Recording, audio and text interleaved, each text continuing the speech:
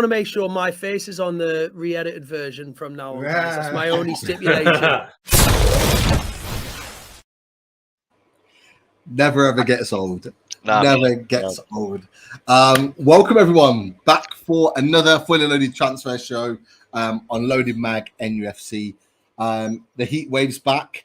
I don't know what it's like in where you guys are, but look, I've got the trusty fan next to me. So if you hear it in the background, I apologize, but it is a massive heat wave. And I tell you what, there's been a wave of activity this week in the world of Newcastle United, and we're going to get down to it. There is no doubt about it. But here with me, before we get the guests on, we've got Daz and Chris. How are you boys? All good, Pete. All good. You didn't even notice. I changed up the intro. You didn't even see it. You were too busy chatting away and sending out your tweets. Yeah, I was. I didn't see it. I missed it. No, I'm sure people in the chat will let me know what it is that I missed. But all good with me. All good, you, Chris?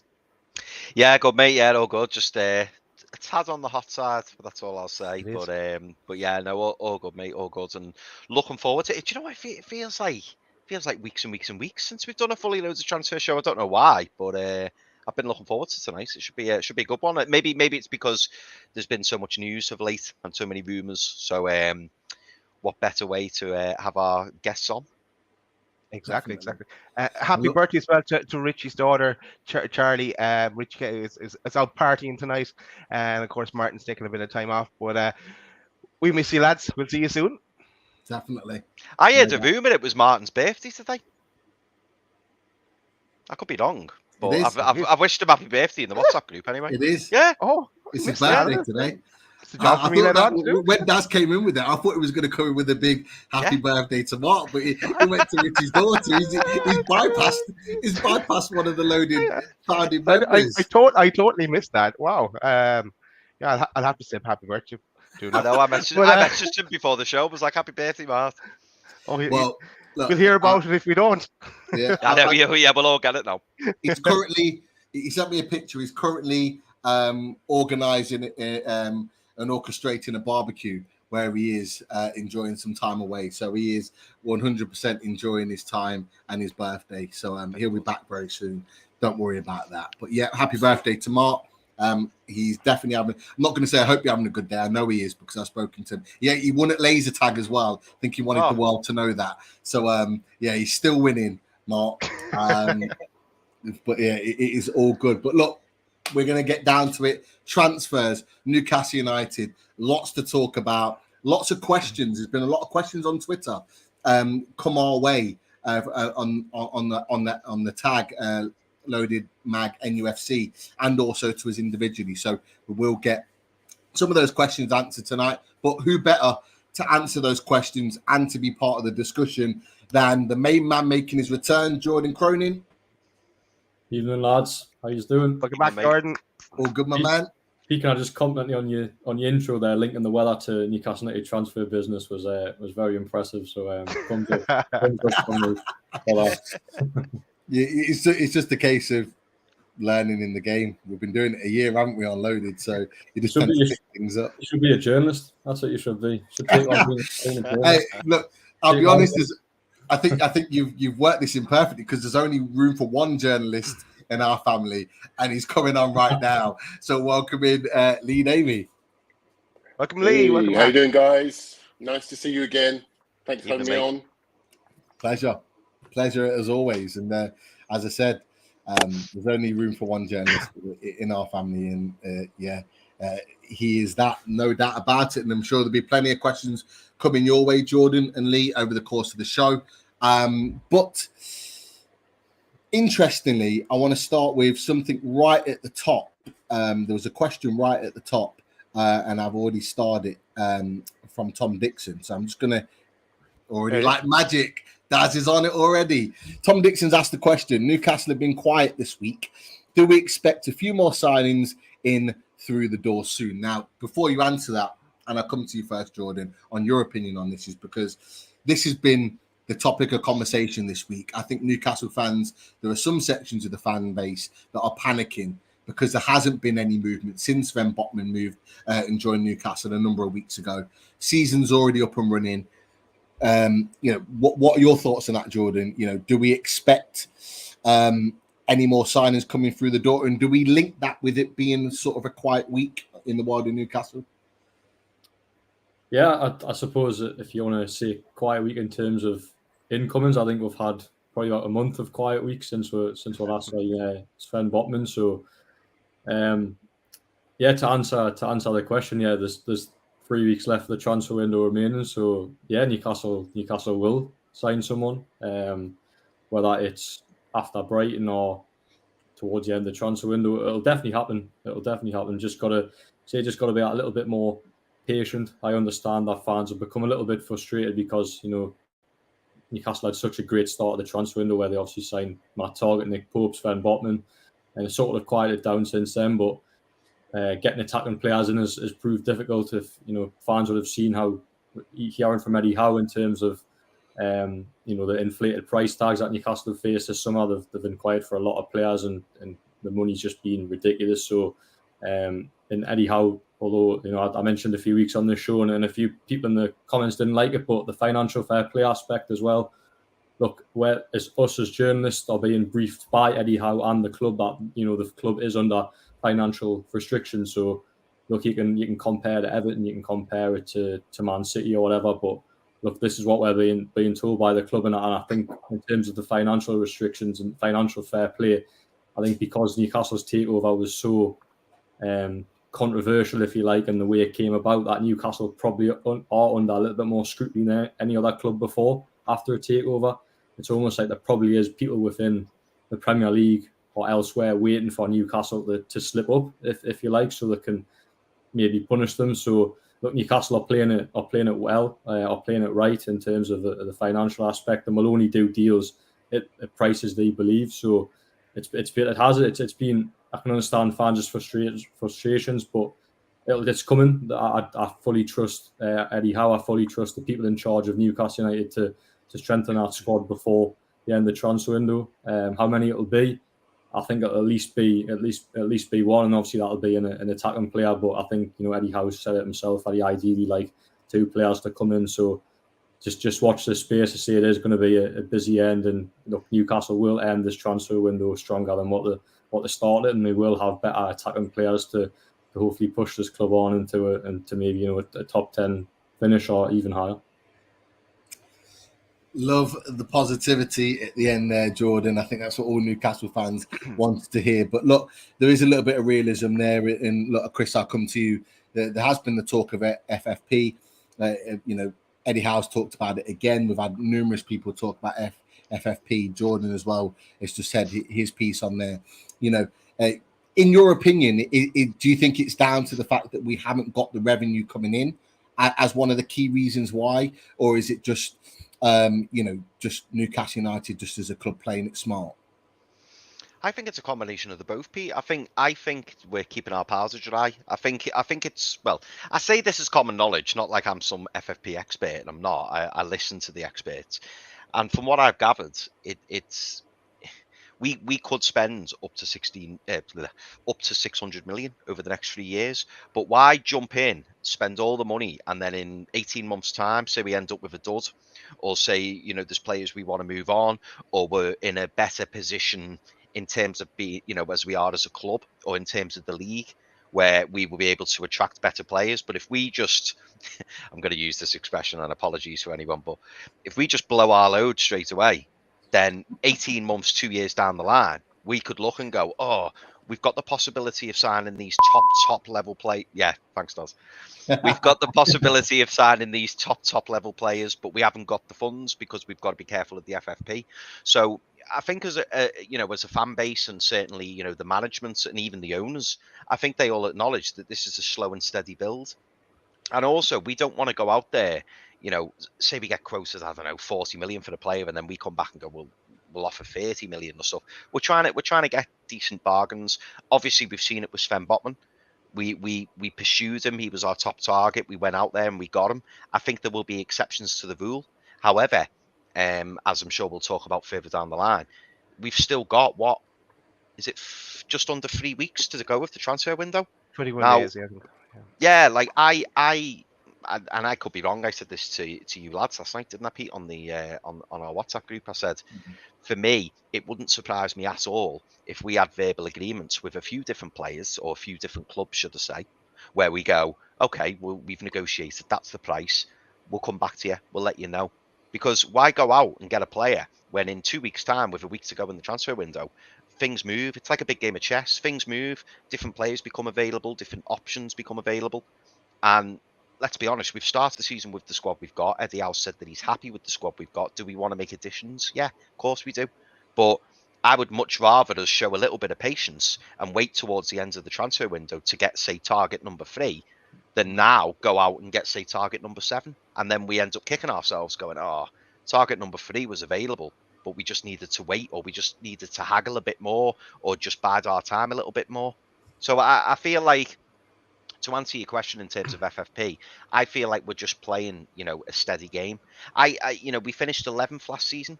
I think even with this squad that we've got now and a full season under Eddie Howe, I firmly believe we can finish above 11th. But that's even without the additions. If we go now and bring in 1, maybe 2 top draw players, we could push higher than 8th. Who knows?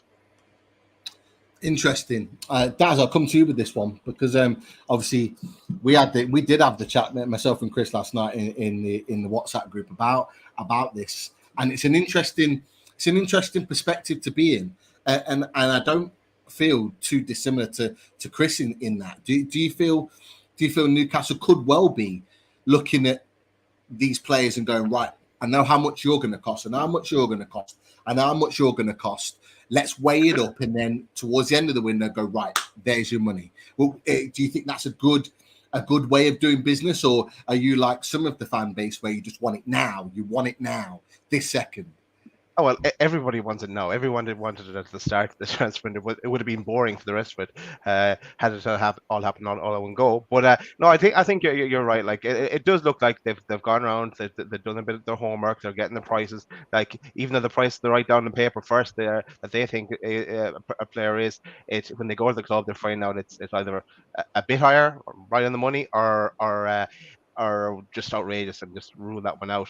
So yeah, they've done their homework, and they're waiting, they're biding their time, ready to go. I think there's definitely going to be some kind of action in the next 3 weeks, from bids going in to bids being rejected to making signings or making moves in the loan market, and even I'd say it could even go down to the last day as well, bringing in someone extra, just because other clubs will free players up, and look at Chelsea they're meant to be going crazy again and spending more money, so that'll free up players in Chelsea, and look, it's all a knock-on effect. So there's so many things that's going to happen. It's like a little game, everything moving parts. So fluid, I think, is the word that we all started to use at the start of the transfer window. Yeah, it's just about to get more fluid. Yeah, I agree. I mean, look, Lee, from an outside point of view, looking at Newcastle United and what we've done this summer and how we're operated, is it a bad way that we've ran things? Do you think we from what you would have expected from Newcastle, would you have expected us to have done more? Or, I know, you've been on Sky recently, you talked about Newcastle's business, in the way in which they've operated. Are you still have the mindset now with just under 3 weeks to go, that we have had a good window and we are operating in the right way to be the type of club that we want to be in the future? I think Newcastle have had a good 2 windows since the takeover, if I'm going to be honest. I thought January was excellent and Newcastle bought the players it needed to buy. Let's be honest, when we look back at January and the West Air relegation in the face, you'd have all, everybody would have took 17th place. Newcastle finished 11th. So that was a cracking window where everything seemed to really click and fit together. Now, there's no reason to suggest that anybody should question this window based off of the last one. And I think that, okay, there's been a few frustrations, the Ekitike deal. There's been 1 or 2 players that certainly, fans really like to see in, Lucas Paqueta being one of them. His name's still being mentioned now. And there's still time, guys. You've got to understand is that, again, I've said to you guys before, is that, I think that a lot of these deals will be drawn out and they'll go right to the end of the window. It's not just that for Newcastle, it's that for a lot of clubs as well. There's a lot of wheeling and dealing, there's a lot of cat and mouse in transfer dealings. And I genuinely feel there's still some business to be done. So, yes, there'll be a little bit of frustration, and that kind of falls in with the season started. So, you know, I think in some people's minds, it's like, well, we should have everything in place. Everyone should be here now. The season started. Look, we know we've tried that, the old method of closing the transfer window before the season started. And, you know, it didn't work for a lot of clubs because, you know, the window is still open in all of the countries. So, look, there's still some work to be done. I can definitely see some more signings coming in for Newcastle United. They're not done yet. I think Newcastle are doing just fine as it stands right now. I think they are not being held to ransom by clubs. All you've got to do is look at the Sven Botman deal and what he was rated at in January and what Newcastle actually paid for him. And it goes back to what Chris was saying, and I think it's really important, is that, you know, sometimes you just got to be patient. Sometimes you've got to let it play out. And as fans, we want the here and now. We want it now, don't we? But I think that, you know, come 2 weeks' time, and I think is it 2 weeks time? Or is it 3 weeks time? I think just over 2 weeks, I think. Yeah. I think that there'll be till at least a couple more plays for the fans to talk about, because I do think that Newcastle's business is far from over yet. Positivity all round. So for all those Newcastle United fans that are tuning in now, thank you very much, Ray, for your super sticker. We really, really appreciate it. Cheers. That's kind of what we want to hear, because I think there's one or two fans, maybe more, that are questioning whether we're going to get any business through the door. But let's talk business, because there's been a lot of action with regards to Newcastle United. And Jimmy, I know you're in the ICU over in the States at the moment. Glad to see you watching. You take care, keep recovering, keep fighting. And I'm sure things will pick up very, very soon. Massive supporter of the Lodi family. So appreciate everything that you do for us. But we're going to get into those deals. And one that's kind of come left field, really, in the last few days, is the Goncalo Ramos link from Benfica. So it came from, in particular, the Portuguese journalist Pedro Sepulveda. If I pronounce that wrong, I apologize, Pedro. I tried my best. But he's mentioned that there is interest from Newcastle, and they're looking at for Ramos in the sort of days to come. And, you know, Benfica have been quoted as saying if a bid of 30 million euros comes in, it could well be accepted. Now, you know, obviously, there's lots that have come on social media and said in recent days that they didn't really know too much about Goncalo Ramos. If you didn't, you should have when you watched the Benfica game against Newcastle, because he scored a very, very good goal in that game. But look, Jordan, I'll come to you first. Was this link a surprise for you? Obviously, looking at Newcastle United and transfers and things closely, or was this something that was always kind of lingering in the background that's now come to the forefront? No, it wasn't a surprise link at all. If you look at the player just from the outside as well, in general, he's 21 years of age, fits the age bracket that Newcastle are ideally looking for in that striking position. We all thought Hugo Ekitike was going to sign for the football club, and ideally Newcastle would want someone of sort of his type in terms of the age, the potential. Yeah. So say Ramos ticks a lot of those boxes. And in terms of his price tag, if that price tag is to be believed, then it's probably a deal Newcastle would be comfortable with doing, because was it around, I'm trying to think of the Hugo Ekitike deal now, was it just over 30 million, I think? Racking me brains there, I think. So look, for a 21-year-old, a couple of years older than Hugo Ekitike, got high potential. It's certainly a deal Newcastle could do. And it was quite interesting as well, because obviously I travelled out to Portugal to cover the Benfica game. And there was suggestions from the Lisbon media afterwards in the press conference where they were asking Eddie Howe if he was interested in any Benfica players, because without naming names, they'd heard that Newcastle were potentially exploring players from Benfica and players from the Portuguese league as well. So obviously Ramos is one that has emerged over the last 48 hours or so. And the good thing as well is that obviously Eddie Howe's had not that he would have been completely focused on Ramos, but he's had a look at him in the flesh, and obviously scored against Newcastle in pre-season as well. So as I say, I don't know too much on the deal if I'm being completely honest, but if you look at it in the general view, he ticks a lot of boxes for the football club in terms of his age and potential price tag as well. So one to keep an eye on, I'd say. Definitely. Lee, I'll come to you. I don't know if you've seen too much of Goncalo Ramos, but like I say, 21 years old, 8 goal contributions last season, can play anywhere across the front line, left, right, through the middle, technically very good, actually surprisingly very good in the air as well, deceptively good in the air.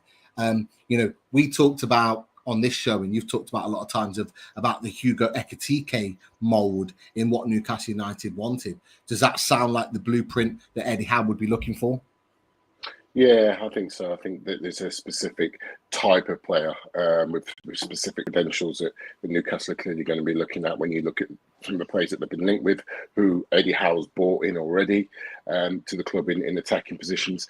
Again, tall guy. I think he's about 6'1", about 6'1", 6'2", I think he is. So, I haven't seen loads and loads of him. Admittedly, he's a bit of a starlet, but, I've heard a lot of good things about him. I've got an eye for goal very clearly. Look, there's a lot of great talent coming out of Portugal at the moment. You just see some of the players coming out of Sporting. Porto have lost, 3-4 of their midfield or their attackers recently. Well, certainly in the last 6 to 8 months. And Benfica as well. Obviously, they lost Nunes to Liverpool, and there's a lot of great talent, and a lot of the talent in Portugal is quite well primed for Premier League football. There's not too many that have come in and ended up as flops. They were very primed for it. So, this could be a really solid deal for Newcastle if it's something that they would pursue. As I said, I've heard some really good stuff about him, and I wouldn't want to give an expert opinion on him because my sample size of games of watching this guy is very, very small. But yeah, as I said, I've only heard really a lot of positivity around this guy. Interesting. Well, look, as always, when there are players out there that we haven't seen a lot of, we get a video to show you exactly his ability. So we've got a little something that we'll play for you in a second. If you didn't see the game last week in the qualifiers, Ramos actually scored a hat-trick, a very good hat-trick as well. So you'll see 4 goals in a second. The first, the second, and the fourth are Ramos's goals. And I think it will give you a little bit more of an idea of what type of striker he is. Apologies for the commentary here. I thought you lost your train of thought there, Pete. I thought do we break Pete? Never. Here's the video.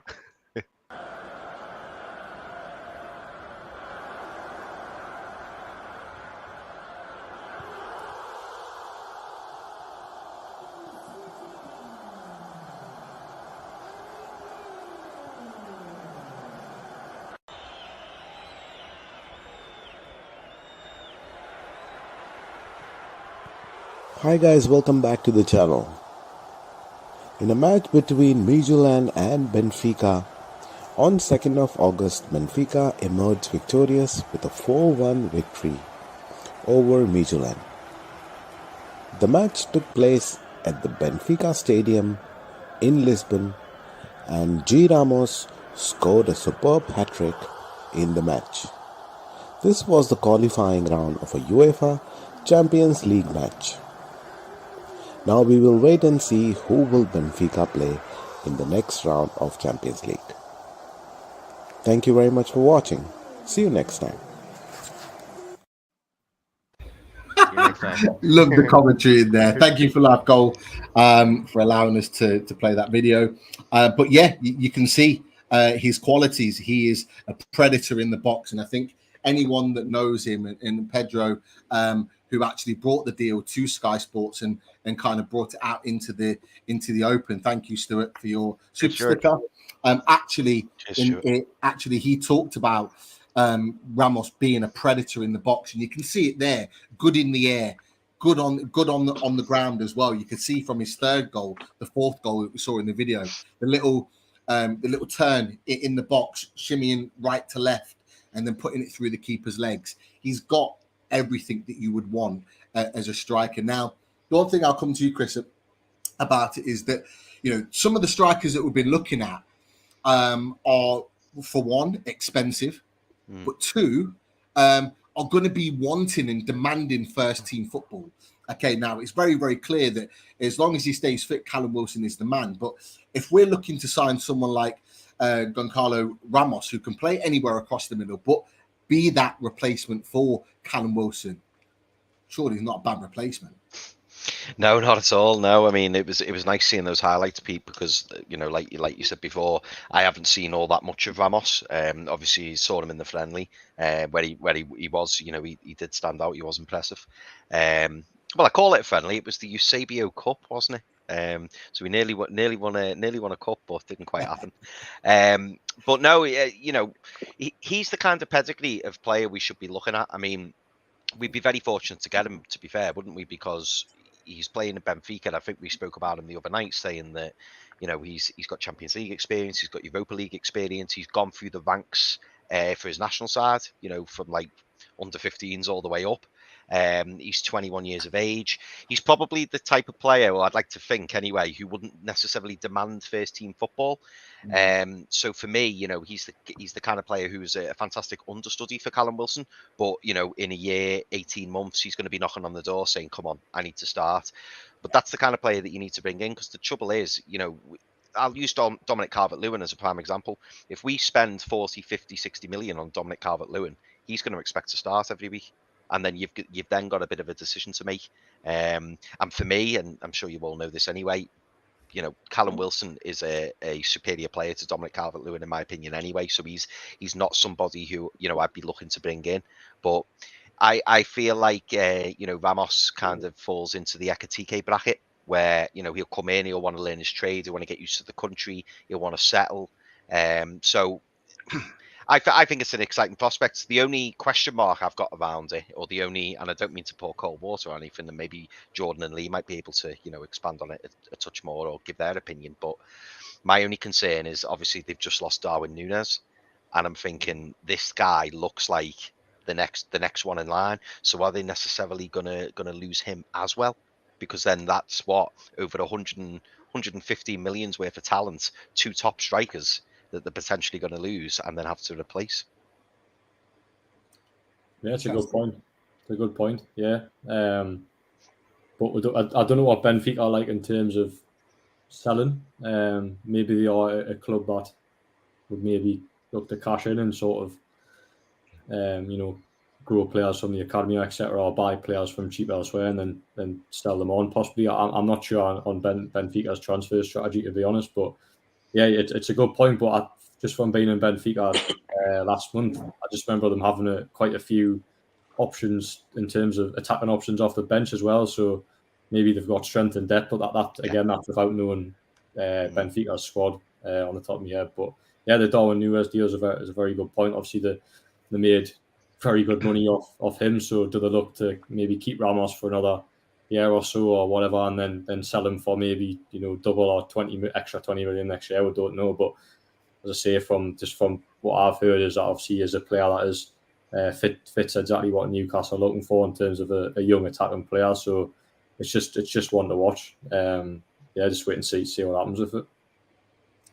Yeah, and that's kind of Chris has alluded to it, but that's the one thing that was always in my mind, in that would Benfica want to sell again? Now, what was really interesting about that is that Jack Talbot, friend of the channel, tweeted out earlier on this evening and mentioned actually in his tweet that from what he'd kind of investigated from the Portuguese side of things, is that Benfica have always expected to sell him this summer.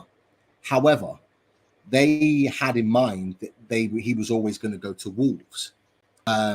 Wolves being their link in terms of their Portuguese players and obviously the ownership. I think it's Mendes. Mendes might actually be his agent. I'm not sure on that, which would then make that link to Wolves even more so. What was interesting on top of that, and I think Daz put something in our chat, is that PSG came out again, Christophe Gaultier, and said, "Here we go again." Yeah, he said that look, Lee's looking sheepish right now because I think he knows because you need another striker. Yeah, Christophe Gaultier has come out and said that PSG want another striker, and they envisage that Icardi is going to go. Now, you know, I think, if I'm right thinking PSG, yeah, fingers crossed on Icardi from Lee.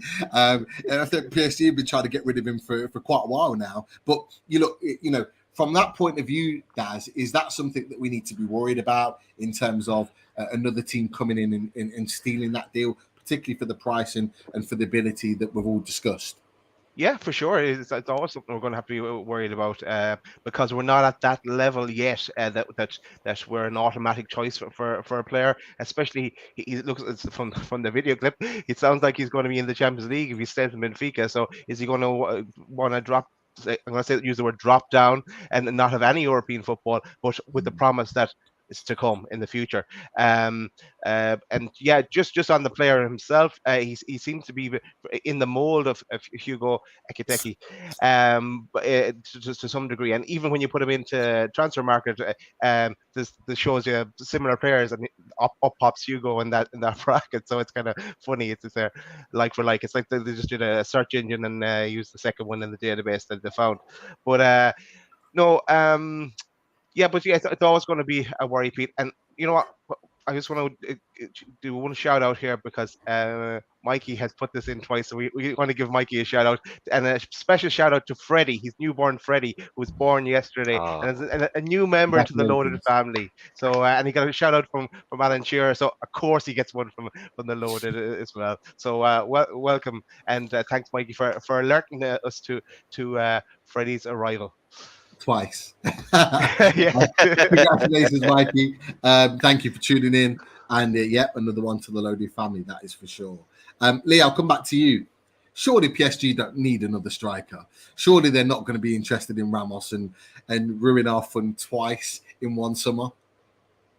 Yeah, well, PSG are looking for another striker, stroke forward. Ana Calamwendo is literally just signed for Rennes about 5 minutes ago. So he's gone. So that's going to be around about 25 million. I've got to just confirm that, which they're looking to then put back into the squad and to grab another forward. So they're looking to obviously Ekitike. They've told today Mauro Icardi has joined this famous list of undesirables that now have to go and train. They're only allowed to train in the afternoon. So all the first team players train in the morning, and the undesirables can only join the session in the afternoon. And it's their way of saying, go find somewhere else to play. You've got 2 weeks. There's a huge list there. There's Ander Herrera, there's Tilo Kehrer, and there's multiple others. But now Mauro Icardi's joined the list. So he's been told by PSG, go somewhere else, go and get your career back on track. Anyone that knows anything about him and his agent and wife Wanda will know that he is, them two together, an absolute soap opera. Whilst he's a decent goal scorer and that could do a job for sure, it's just too much hassle with them. There's too much off-field hassle with them. So he's getting shipped out. Calamwendo's gone. So that leaves Mbappe, Ekitike, and we're looking for one more. All right. So Lee, can I ask you something, Lee? And I shouldn't really be asking this question because everyone's already accusing me of being an Everton fan with this shirt on. But I wanted to ask. We've heard rumours about Idrissa Gana Gueye, and he's been heavily linked with Everton over the past couple of weeks. And since then, they've signed the likes of Anane, they've signed Connor Cozy, but the Idrissa Gana Gueye rumour's gone quiet. And I was just interested to hear your thoughts on, one, if he's one of these undesirables, and two, whether you think he will actually move, because apparently PSG wants some money for him or something. Yeah, apparently so. It looked at one stage, it looked as though he was going to go to Everton. He got offered Galatasaray earlier in the window. He said no. I think Everton interested him because obviously he's got previous there, and it seems to have all kind of died down a little bit because about 10 days ago it looked nailed on that he was going to make the switch. Now, PSG have got too many players on their undesirable list, but too many players that are on too high wages. Again, club's own doing. So, they're trying to ship out people, but, there's too many players there that are too comfortable on those wages and happy to sit around and not play much football and get paid ridiculous wages. Again, PSG's own doing.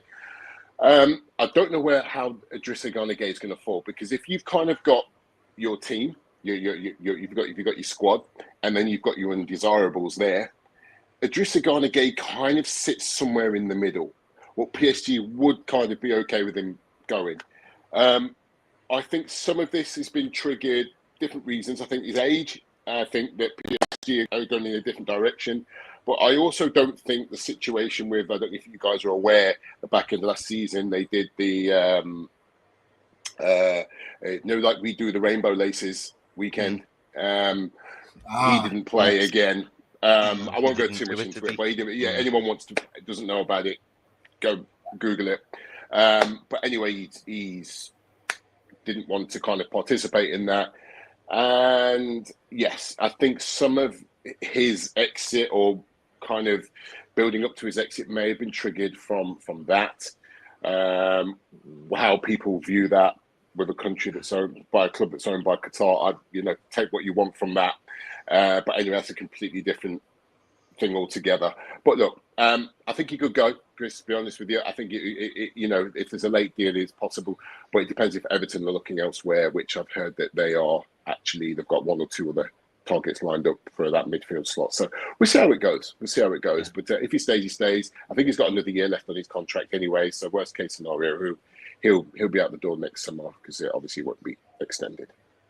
Staying with PSG for a second. And some people had it in the chat as well. I saw something on Twitter. Let's talk of Marcus Rashford, PSG. That's something you can see happen. Yeah. I potentially. Yeah, this is nothing new, by the way. It's been in the rumour mill for a little while. PSG were interested in him last summer.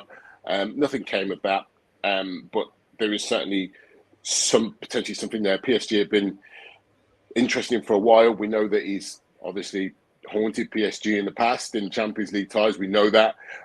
But there's definitely some interest there. And this is something that potentially really could happen. It depends, I think, on Marcus Rashford, and if he does want to leave United now. It'll be a big wrench, no matter what state United are in at the moment. It'll be a big wrench, because that's his hometown club. That's where he came through the academy. It's the only club he's ever played for. And it's not as if he's moving to Tottenham or he's moving to London. It'll be a move to Paris, which is quite a big move. Uprooting him. So, I think he's personally interested in it. I think he's developed a friendship with Kylian Mbappe off the pitch. And I believe there's a friendship with Neymar there as well. So it's a couple of players that, might be able to, ask him to come over and try and convince him. But from what we hear, I don't think he needs much convincing. I think he's generally interested in the move. That's what we hear. Again, this is only what reports are saying. We know that he's got a year left on his contract, but also United have the option to trigger that further year, which you can probably see them doing, because then you likely command a much bigger transfer fee. So, but it just depends on his relationship with Man United, whether he is willing to go to them and say, look, I want to go. Can we make this happen? But then again, PSG have got to make the bid. But there's definitely interest there. There has been for a good 12 months. We'll see what happens. Definitely one to watch there, and hopefully they get Rashford and we get Ramos, and everybody's happy. That's why I'm happy. Yeah, that's it. So I know you're right, Daz. Lots of people in the chat have been talking about the Rashford situation, and hopefully we all get what we want, and we're all very happy by the end of the transfer window. But look, just staying with strikers, going to mix it slightly, strikers, and we're going to kind of transition into midfielders as such. Keeping with that French theme, Graham Bailey and a few others tweeted out the other day with regards to Newcastle are ready to push for Marseille's Bamba Dieng and Lyon's Lucas Paqueta. Prices for both players fit well into the Newcastle budget, and they have also been on the club's radar since the turn of the year. Some have obviously shot that down. Some have obviously reported on it further. Bamba Dieng, Lee, I'll come to you first with regards to Bamba Dieng. What type of player is Bamba Dieng, and what could he offer Newcastle United? Pacey. He can finish, but can be quite erratic. He's only really had one full season and that was with Marseille. Played 36 games last season, scored 8 goals. He's got potential. He's raw. I said to you the other day, we spoke, didn't we, over WhatsApp, and I told you a little bit about him and just said he's got talent, but he's frustrating. He's frustrating because probably his age. He's 22, I believe. Kind of burst onto the scene with Marseille last season. He started the season really well. Scored 2 amazing goals at Monaco. If you've not kind of seen them, go and check them out. Scored the following week against Rennes. This is last September. And you're thinking, wow, the whole of Ligue 1 sat up and gone, wow, this guy's a world beater. This guy's an absolute world beater. Didn't score again until December. He literally just fell off the face of the planet. His performances were poor because, it's not just about goal scoring, but his performances were poor. He comes back and scores in December an absolute worldie of a scissor kick out of nowhere. Now, if you look at his goals, he's got 8 goals last season. If you look at his goals, he takes them so well. He scores absolutely fantastic goals. But he's clumsy. He's clumsy as well. It's really kind of difficult to sum him up in one word. He's fantastic when he's on form, but when he's non-existent, he really is non-existent. Now, I'm hoping he can find some consistency. If Newcastle are looking at him, then he's an option to come off the bench. He can make, he can change a game in an instant. He's got that moment of magic in him. He just needs to show that moment of magic a little bit more. So that consistency, as I said, is an issue. Now, he scored 4 goals in the second half of last season, and they're all towards the end of the season. To be fair to him, he was away at the Africa Cup of Nations, won that tournament with Senegal, came back, and again, it took him a little while to get back into it, but he did score a few towards the end of the season. Now, this next season's massive for him, and it looks like he's going to be falling down the pecking order in Marseille, purely because Marseille have got 3 other players now that they'll put above him. So they've got Cedric Bakambu, they've got Arkadiusz Milik, and they've just signed Alexis Sanchez. So the likelihood he's going to fall to 4th in the pecking order. I don't think at this stage of his career he's going to sit and accept that. Even if he enjoys playing at Marseille, it's a good environment for him. I think a move could be on the cards. I know that Nice have inquired about him this week as well. And I know that Newcastle have obviously shown some interest. I wouldn't trust him leading the line for Newcastle. And for me, he's not a better player than Callum Wilson. But he is somebody that can develop and grow. And he's somebody that can come off the bench and make an impact. At the moment, he works well as an impact player. I certainly wouldn't trust him leading the line. Interesting. Good to get that little bit more of an insight on Bamba Dieng. Jordan, I'll come to you next. Oh, I won't come to you next because George, again, he just continues to just absolutely astonishes. Honestly, the contributions from George, I think the other night on our last show, $100 donation to the channel. Massively appreciate it, George. Thank you for everything you do for Loaded Mag NUFC. That's all I can say. It just astounds me every show when it comes through with a donation from the likes of yourself and so many others with the super stickers. It just it means the world to us. So thank you, George. I think we should link in George's comment then as well, because he's getting. It sounds like he's getting a bit frustrated with all the names that's being linked within Twitter and in the nose. You have to take everything with a bit of pinch of salt, I think, and. It's a long window, and it's only really going to ramp up now towards the end. This is where the real action happens. Definitely. The one thing I'll say to you, George, from me to you, is that this time last year we were praying for Joe Willock to come through the door. We were. Like, that was the only deal that we knew was on the table. We knew if we didn't get Joe Willock, we weren't going to get anybody. And we've now gone from just expecting or praying or hoping for Joe Willock to come in to having an array of links to some, not just any player, some of the top players around Europe. Sven Botman's through the door. We're looking at young players like Goncalo Ramos. We've just looked at the likes of Bamba Dieng, who may not be a world beater, as Lee said, but is a player that can grow and develop. We're going to talk about a man that's, divided the fan base on whether he was going to sign or not since January in Lucas Paqueta. You know, we're looking at elite players, and rather than kind of get frustrated by it, what I would say is just embrace it, because we could still be in that moment right now, of not getting anybody in. In fact, we could be in the Championship right now. In fact, we could have been in the Championship getting knocked out by Sheffield Wednesday last night. You know, if this takeover hadn't happened. So embrace it, enjoy it. You know, don't take it all to heart when it's not quite going through. As Jordan said, as Lee said, Chris, Daz have said on this show tonight, be patient, because by the 1st of September, we'll get the players that we need in that will take us forward. And that's, you know, that's not just to you, George, that's to everybody. And I think, you know, everyone just kind of needs to calm. It's not easy sometimes, but we need to. There's only 2.5 weeks left the window. We will get the players in that we need. I'm sure of it. Okay. But going back to you, Jordan, from that perspective, you know, Bamba Dieng, Lucas Paqueta, again, you know, Lucas Paqueta has been high on the topic of conversation, you know, for months now, for months and months. But it went quiet for a long period. It's now opened up again.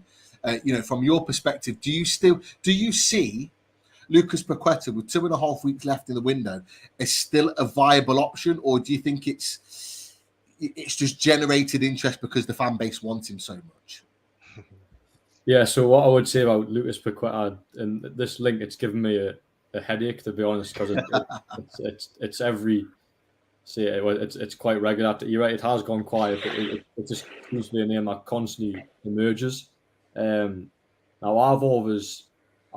people know who watch the show regularly. I've always doubted Newcastle's interest in Paqueta, just purely because I think it's been more of a fanfare in terms of, you know, he's best mates with Bruno. You know, he visited Newcastle a couple of months ago. Had a kick about in Bruno's back garden with a Newcastle top on, and, you know, fans are saying that, and, you know, a lot of them, because of that, want to see Lucas Paqueta sign for the football club, which I understand, because look, fans love it when when they see stuff like that. But look, the Newcastle are aware of Lucas Paqueta. They know he's a good player, but just in terms of the positions that Newcastle want to strengthen, does Lucas Paqueta fit in? And this maybe goes back to the James Maddison argument, where if he becomes available for a certain price in Newcastle, like the player, and they think, well, yes, we'll do a deal now. But in terms of a priority position, I was always informed that Lucas Paqueta wasn't on the agenda yet. But maybe with as time ticks towards the transfer deadline, and Newcastle have inquired about players that they thought they could potentially get, and now they can't because of the price tags, etc., inflated price tags. Maybe they do look at Lucas Paqueta and think, well, actually, yeah, we could bring him in because he'll strengthen the side. But I'm just not sure in terms of position-wise where he fits in, because he plays as a number 10 for Lyon, I believe. I believe he can play anywhere across the front line, if you like, but he's not a natural sort of wide player, which I think Newcastle ideally would want to sign. So yeah, it's a link that constantly continues to crop up. Say potentially, as I say, because Newcastle have been frustrated elsewhere, they do look at Paqueta and go, well, actually, it's maybe a deal we can do and do it. But as I say, from my information throughout the transfer window has been that Lucas Paqueta wasn't on the agenda. But look, his name keeps popping up for some reason or another. So I'm not going to sit here and rule it out. As time ticks towards the deadline, maybe they do want it, or maybe look to sign him. I'm not sure.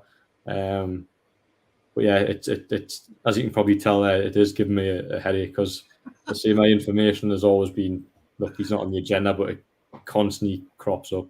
So Jordan, you're saying there's a chance? I'm saying there's a chance, yeah. Okay, I've joined the dots. It's happening. It's happening. As long as you're telling us there's a chance, Newcastle fans will take it. There's no doubt. There's definitely a chance he could sign. Just purely, as I mentioned, because of, you know, Newcastle have inquired for players that they can't get because of price tags, and if he comes up for a reasonable price, maybe they will look to strike a deal. So that's why I think it could happen, but it's just been difficult trying to process it because he constantly crops up. But it's just a name that I thought wasn't on the agenda. So look, we'll just have to wait and see on it. Chris, do we need Lucas Paqueta? I think everyone needs Lucas Paqueta. You find room for Lucas Paqueta, don't you? I think he's one of those stellar signings. I mean, we've heard Jordan, we've heard Lee, especially, talking about Lucas Paqueta and how good he is. We've probably all watched numerous YouTube clips on Lucas Paqueta. The fact that he's friends with Bruno just gives it that little bit of extra spice. I think he's a top quality player, and from what I've seen, he's someone who would add something to the squad. And you could argue, like Jordan's just said, he kind of falls under the same bracket as James Maddison, in that when you look at our team right now, you could say, do we need James Maddison? I think if James Maddison becomes available, you go and get him. I think if there's an opportunity to go and get him, there's a chance. Yeah, that's an exclusive off Jordan now. That's going to get quoted and everything. Newcastle World, Jordan. Yeah. I think if there's an opportunity to go and get Lucas Paqueta, we need to do that. Especially again, I know we say it all the time, lads, but the price that's been quoted, they reckon in something along the lines of, what was it, like 37 million euros or something, and it's like, you'd be stupid not to be interested at that price. And again, it goes back to what I was saying earlier on in the show about, possibly lining up deals and waiting to make a move and seeing if there's any potential opportunities that crop up. I mean, a few weeks ago, if you'd mentioned Marcus Rashford could be available, a lot of clubs would sit up and take note of that. I mean, he doesn't look himself right now at Man United, does he? And I don't know. I know he started the first game under Ten Hag, but different opportunities will present themselves between now and the end of the transfer window. And I think we've just got to be ready to be able to take those opportunities. I mean, me personally, I'd probably go out and get Lucas Paqueta straight away. But, there could be other deals that will... Yeah, Pete doesn't know. Pete's gone to check on Lucas Paqueta. He's picking him up at the airport. But yeah, I think he's a player that you definitely have to show interest in. He's a player that certainly would interest me, as I'm sure it would many others. And funnily enough, we actually had a question, Daz, and I'm sorry to throw this on you, Daz, but I've seen it in the chat and I thought that is a great question for Lee, because we've asked Lee comparisons before about Lucas Paqueta, and there was a question, I forget who it was from, and it was, would you prefer Lucas Paqueta or James Maddison? I'm pretty sure that was the question. I could be wrong. So I'm taking that opportunity to from Gary over to Lee. Yeah, from Gary Mount. Yeah, that's a tough one. You've seen a lot of James Maddison as well, haven't you? Yeah, of course. Yeah, I've seen him down at Leicester, obviously. I take my son down there. Look, it's a real tough one. We know that Maddison would probably have a very immediate impact. We'd like to think so. You can't take anything for granted. But I think that James Maddison could come into this Newcastle team and instantly improve it. I'd like to think Lucas Paqueta can as well. But only time will tell. He's not going to have the same amount of time on the ball that he gets in France. And for a player like him, who I'm not going to say he is Neymar, but when you've got that real playmaker in the same mold as Neymar, even for him, Neymar was very difficult even going to France because he was clattered. It's very physical in France. Probably not as physical as the Premier League, but not far off.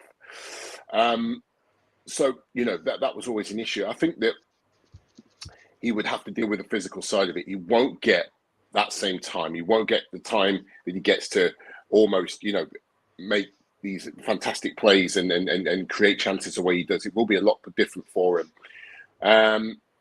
But I think, and obviously being on the show recently, I know that Newcastle's right side is a problem, or an area, probably better put as an area that needs a little bit of extra quality in there. Lucas Paqueta is very efficient down that right-hand side, as efficient as he is in the middle. So I would probably say if he can hit the ground running, and I would say Paqueta's probably got that little bit more quality, technically better, and I would opt for him. And also, because of his relationship that he's got with Bruno Guimaraes, which I know I've spoke about on here before, which when them two kind of on the same wavelength, when them two play together, they've got an incredible understanding, incredible. So for me, I would go for the Brazilian. I'd go for Paqueta for sure. Although I do rate James Maddison, I do think he's got a lot of quality as well. But certainly, I'd go for the Leon man. Just it's interesting in terms of Paqueta and the Bruno relationship, because obviously they were great in France, but is an argument to say that Bruno has probably played his best football of his career in the 6 months he had in Newcastle in terms of being a number 8. So instead of being a sitter, which he will be now, I believe, because of Shelby, but Bruno played a number 8 and scored, was it 5 or 6 goals at the back end of last season? Yeah. So would you want to splash, say, whatever it would be, say 33 million on Lucas Paqueta, and then drop Bruno back, and then that limits Bruno's impact on games in terms of scoring goals, getting forward. It's an interesting. They say that Lucas Paqueta one's really interesting argument for me. I've always said that I want Bruno to stay like he is now, and spending £33 million on a player to potentially limit what Bruno does for Newcastle now, which he does very, very well. Look, put that question out of the chat. Like, would you want to sign Lucas Paqueta if it meant that Bruno's impact on Newcastle United was lowered this season? It's a great question, to be fair, Jordan, because Leo, correct me if I'm wrong here, but Lucas Paqueta very much feels like a number 10, and it's not to say he can't play in the number 8 position, because I'm sure he can, but like you rightly say, if we're going to continue with a 4-3-3 for the foreseeable, the only position you would tend to put Bruno is in the defensive midfield. But also, as a little add-on to that, Jordan, and I've seen this over the past couple of weeks, there's, well, not rumours, but there's talk of maybe us dropping Joe Linton back into that defensive midfield role, given that, I think it's fair to say, maybe some people will think I'm being harsh, but whenever Joe Linton tends to get near, the last third of the pitch, he can look a bit uncomfortable, should we say. Don't get me wrong, on a couple of occasions, he's absolutely smashed it, and we've gone, bloody hell, where's this Joe Linton come from? And obviously, he did a fantastic assist, didn't he? In the game against, my mind's gone blank. In the game against Forest, I was there. You wouldn't think I was there. In the game against Forest. Yeah. So maybe that is a part of his game that he's going to improve. But we all acknowledge now that Joe Linton is our midfield enforcer. He's the one who breaks up the attacks. He's the one who basically gets hold of the ball, gets people off it, and then gives the ball. So could we see Joe Linton being the person who sits, and then we've got 2 more attacking players in the centre ahead of them?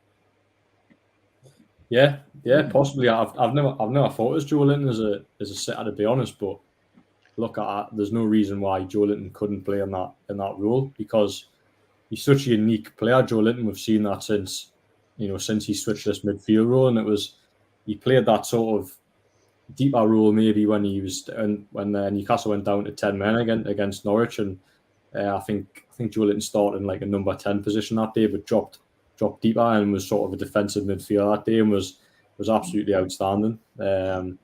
So good. So yeah, maybe that is an option for Eddie Howe going forward. Maybe they will look to put Joe Linton in that role, because to say I like Bruno. Look at Bruno being an excellent defensive midfielder. But don't get us wrong, he plays defensive midfielder on Saturday, obviously, and had a great game, and still ran the show, if you like. But it was just the goals for me. He always looked like he was going to score a goal last season, and he was always up and down. And I just wouldn't want to see that taken away from Newcastle's midfield, to be honest. But look, it's Eddie Howe knows best, I suppose. So if he thinks that Lucas Paqueta's a better option, and Bruno drops back, and then that's up to him to decide. But see, I was such a big fan of Bruno last season, and I would hate to see his game sort of, in terms of goals anyway, restricted or lowered because Lucas Paqueta is going to come in and play that more advanced role. Sorry, go on, guys. No, I just wanted to say that I think at this current stage, I think Paqueta is probably the more likely option. I think that Leicester are going to really dig their heels in on Maddison. We know there's a lot of Pete will know, living in Leicester, that you know, there's a lot of doom and gloom around the club at the moment, especially in the city and around Leicester City fans. There's a lot of doom and gloom at the moment. So, and it looks like they're going to need to sell before they can buy, because they need to balance the books. And I think they were hoping for Tielemans, really, for him to go. That's not materialised. But I think that it's either going to be one of Fofana or Maddison to go. And I think it's more likely to be Fofana that will go this summer than it will be Maddison. They certainly won't let both go. That's not going to happen. At the moment, it's looking like there's going to be another bid coming from Chelsea for Fofana. Something tells me that might get over the line. And at that point, I would be really surprised if they would let Maddison go. I really, really would be surprised if they let him go after that. So I think that could have an impact. Whereas with Lyon, I think, the right price, and, Lucas Paqueta's on his way. There's no doubt about that. I'd agree with you, Lee, on I'd say Chelsea just throw money. They're the total opposite to us. They'll keep bidding, higher, 80 million, there you go, have him now. And then Maddison is going to stay because they're not going to need to sell too. And you'd wonder then what Tielemans has to move, I imagine, before the end of the transfer window, because his contract's running out. He'll want to play in the World Cup, and unless they can get him to sign a new contract, I can't see that happening either. Back to Lucas Paqueta. I just see him in that number 10 role, replacing Joe Willock, and Joe Willock coming off the bench if ever is needed. But I think Bruno stepped up last year and he scored a few goals, Jordan. But that's because we really needed him to do. We needed someone to do it, and I think he'd be. We will see like a massive telepathic nature between Lucas Paqueta and Bruno. When they're both playing for Newcastle, I'm going to be positive. But I still hold out hope for it. That's my big hope from the start of the transfer window. It wasn't look likely for a long time. Still probably mightn't happen, but still live in hope. Definitely. Just my little 2 pence. You talked about Joe Linton. I think we had this conversation a number of weeks ago about Joe Linton potentially playing as a defensive midfielder. I think lots of people in the chat were against that, and I understand why, because when we stood in that at St James's Park and watched the way that Joe Linton and Willett pressed Forest into the ground, you can't replace that. You can't replace that work ethic and that ability to win the ball high up the pitch. That's why we dominated possession on Saturday. And I think you take a huge part of Joe Linton away if you just sit him in that defensive midfield role. And you've also got to be really, really eloquently good on the ball. Shelvey is that when he plays in that position. Bruno can play that as well. I don't know if Joe Linton is the same. And I don't know if he could dictate the play the way that Bruno Guimaraes did on Saturday from that position. That would be my question mark with regards to Joe Linton playing in that role. Going into the Lucas Paqueta point of view, I don't know. And Lee, I think you might have asked him, and I've just got another question to come to you about a French player from Emeka. Lee, you know Emeka well as well. How are you doing, Emmy? Yeah, Emmy's watching the show. Big Newcastle fan. But yeah, there's a lot that are saying that potentially that Lucas Paqueta could play on the right hand side. I don't know whether he could play in the role that Almiron played as that forward right hand side, but you could potentially maybe play him there if he's comfortable playing there. The one thing I'll say about Lucas Paqueta is we need someone in those eights that can score goals. We saw it on Saturday. Joe Linton had a mesmerising run, but then didn't finish. Willock made 3 or 4 really good opportunities for himself. The little switch on his chest in the first half that just opened up the game. I think he put it over the bar. He made a couple of other good moments in the second half. But the difference is that we didn't take the chances. We need goals from midfield. Jordan was absolutely right in what he said, is that Bruno Guimaraes got 5 goals last season. Yeah. That's great, but nobody expected that from him because he's not a player. I'm not going to be going into this season expecting Bruno Guimaraes to match that number again or even exceed that and get higher. But what we need in that midfield is guaranteed goals. And that's what Lucas Paqueta can give you in that position. He can get forward and be in those positions that Miggy Almiron got in potentially on Saturday. But what you guarantee is that he put them away. And the one thing correct me if I'm wrong, Lucas Paqueta's left-footed player. Does anyone know? He's very efficient with both. Being honest, he comes across as predominantly a left-footed player. Now, playing on that right-hand side and being able to cut in on his left, if he's left-footed and he looks left-footed, he's got that ability to whip and bend that ball, and it just seems. Is he left-footed? Yeah, left-footed. Yeah, I thought he was. Some of his goals that I've seen. But yeah, you go to the goal he scored against PSG last season. Great finish on his right. He is efficient with both. And I just think that we need goals in that midfield to open up our game. We talked about if we're going to be in a position to challenge the top 6, top 4, we need to be getting 60 goals a season. We got 40 something last year. We need those extra 20 goals. A midfielder like Lucas Paqueta could add an extra 10 to that. And then we hope that everyone else can build around it.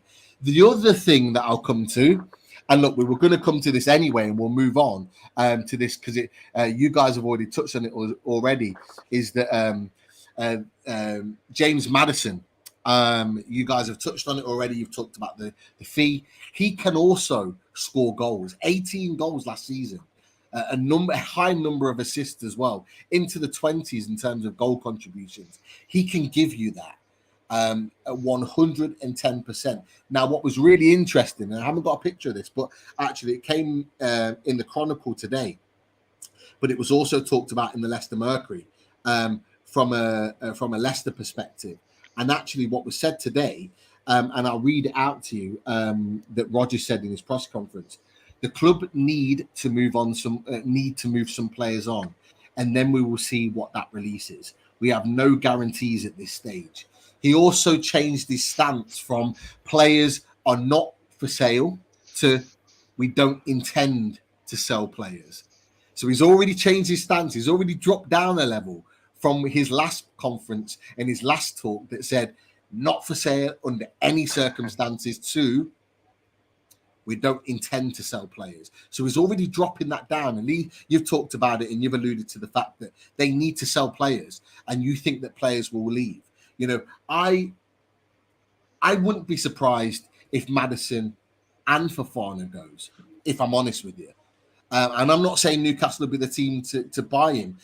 Since our 2 bids, the likes of Tottenham and Arsenal have come out of the woodwork in terms of interest in Maddison. But I just think, in my opinion, that if we're going to get someone of immense quality, we've got 2 players to look at, Lucas Paqueta and James Maddison. For me, if I'm Newcastle, I'd be going all in on one of them, on one or the other, because I think either one of those players changes the dynamics of how our teams look. And it changes us from being just a top 10 side to a team that could go, you know what, they could actually push for Europe. And I just think that's what we need right now. Whether that happens or not is another question. But, you know, I mentioned to Ben Jacobs on Friday, who was on the show, and I also was on a pod yesterday, and I put this to a Leicester fan, and I said, you know, why would they be selling Wesley Fofana? Wesley Fofana is the best centre-back at their club. They've got no others. The defenders are either rubbish or they can't stay fit or they want them sold. Like, why would you get rid of the best centre-back when you're leaking goals at the moment and you've got less than 2.5 weeks to be able to replace Wesley Fofana?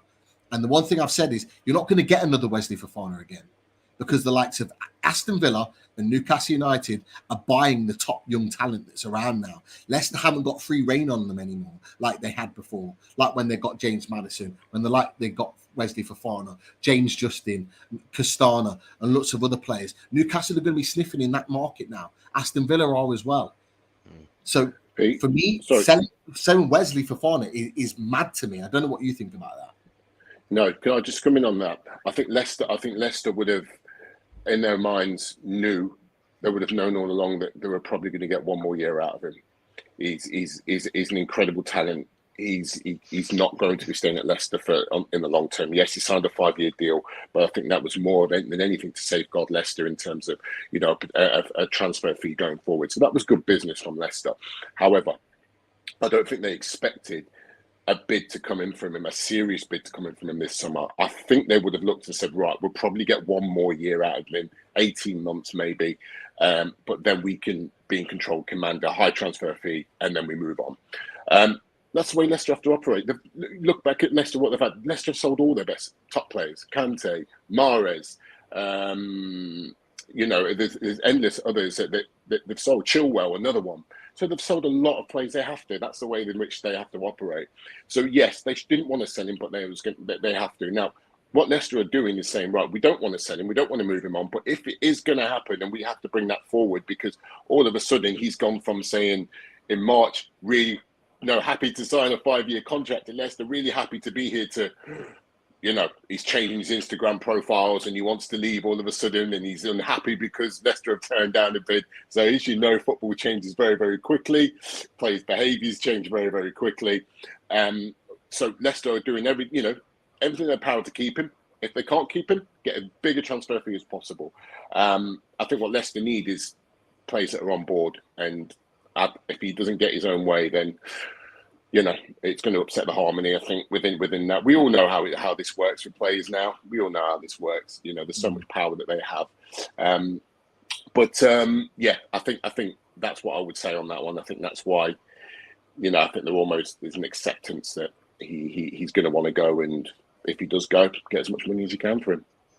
Yeah, it's going to be interesting. But the last 24 hours or so, there's been a couple of murmurs that that Maddison might not well be a dead deal.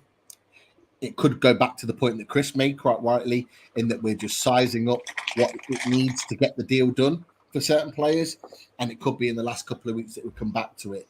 Look, Jordan, before we move on, James Maddison, do you think that we are going to go back in potentially for a third bid? What, in your opinion, do you think that that's something that Newcastle United will look at in the next 2.5 weeks? Yeah, so on a third bid, I can't give a definite answer on that, because I'm not sure. But what I would say is, and we spoke about this on the Q&A we did last week, and I said Newcastle have clearly been given encouragement from somewhere to go and bid on the player. Now they've launched two bids on Maddison, obviously both rejected. So there's been encouragement from somewhere. Whether Newcastle believe that a third bid is worthwhile, let's wait and see. In terms of the transfer fee, now I think going back to the Harry Maguire deal, I think Leicester have always been quite strict with the price tags. They've never really went below what they've demanded for a player. So I think they sold Harry Maguire for 80 million. That's what they wanted. So if James Maddison is valued at £60 million, are Newcastle going to pay £60 million?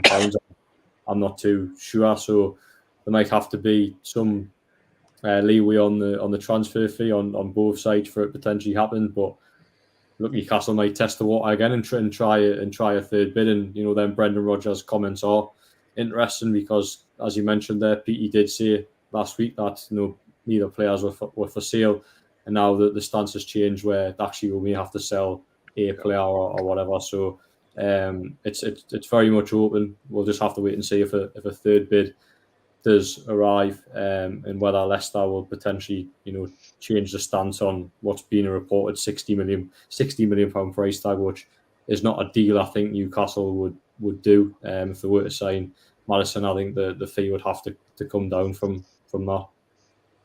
I think, just a quick one. I think Maddison's a key one for Leicester and for Brendan Rodgers. I really do. I think he's more key than Fofana in terms of Brendan Rodgers' future. I think if he's literally all Leicester have when it comes to creating chances. That creativity side, Leicester don't really have much else really. I think it would. I think Jamie Vardy would be impacted by it massively. I think if he goes, I'm going to throw it out there now. I think Rodgers walks. I really do. I think you could see he's frustrated already. You can see there's been some false promises. I think Rodgers walks, and I think that might happen anyway at some point this season. I think there'll be a bit of activity, just in general in the Premier League at that break off for the World Cup. I think there's going to be a lot of movement between managers. Maybe not a lot, but I think there'll be some movement. There'll be some itchy feet around that time, that 5 or 6 week break. I really, really do. So, but I think it's on real tenterhooks with Brendan Rodgers at the moment. I think it's worth keeping an eye on. But Maddison's the key one. Really is. Interesting you say that, and you know, it's even more interesting that I read just before we move on. I read an article from Johnny Evans today, and it was about being shocked at the fact that Kasper Schmeichel left the club, and the players weren't expecting it.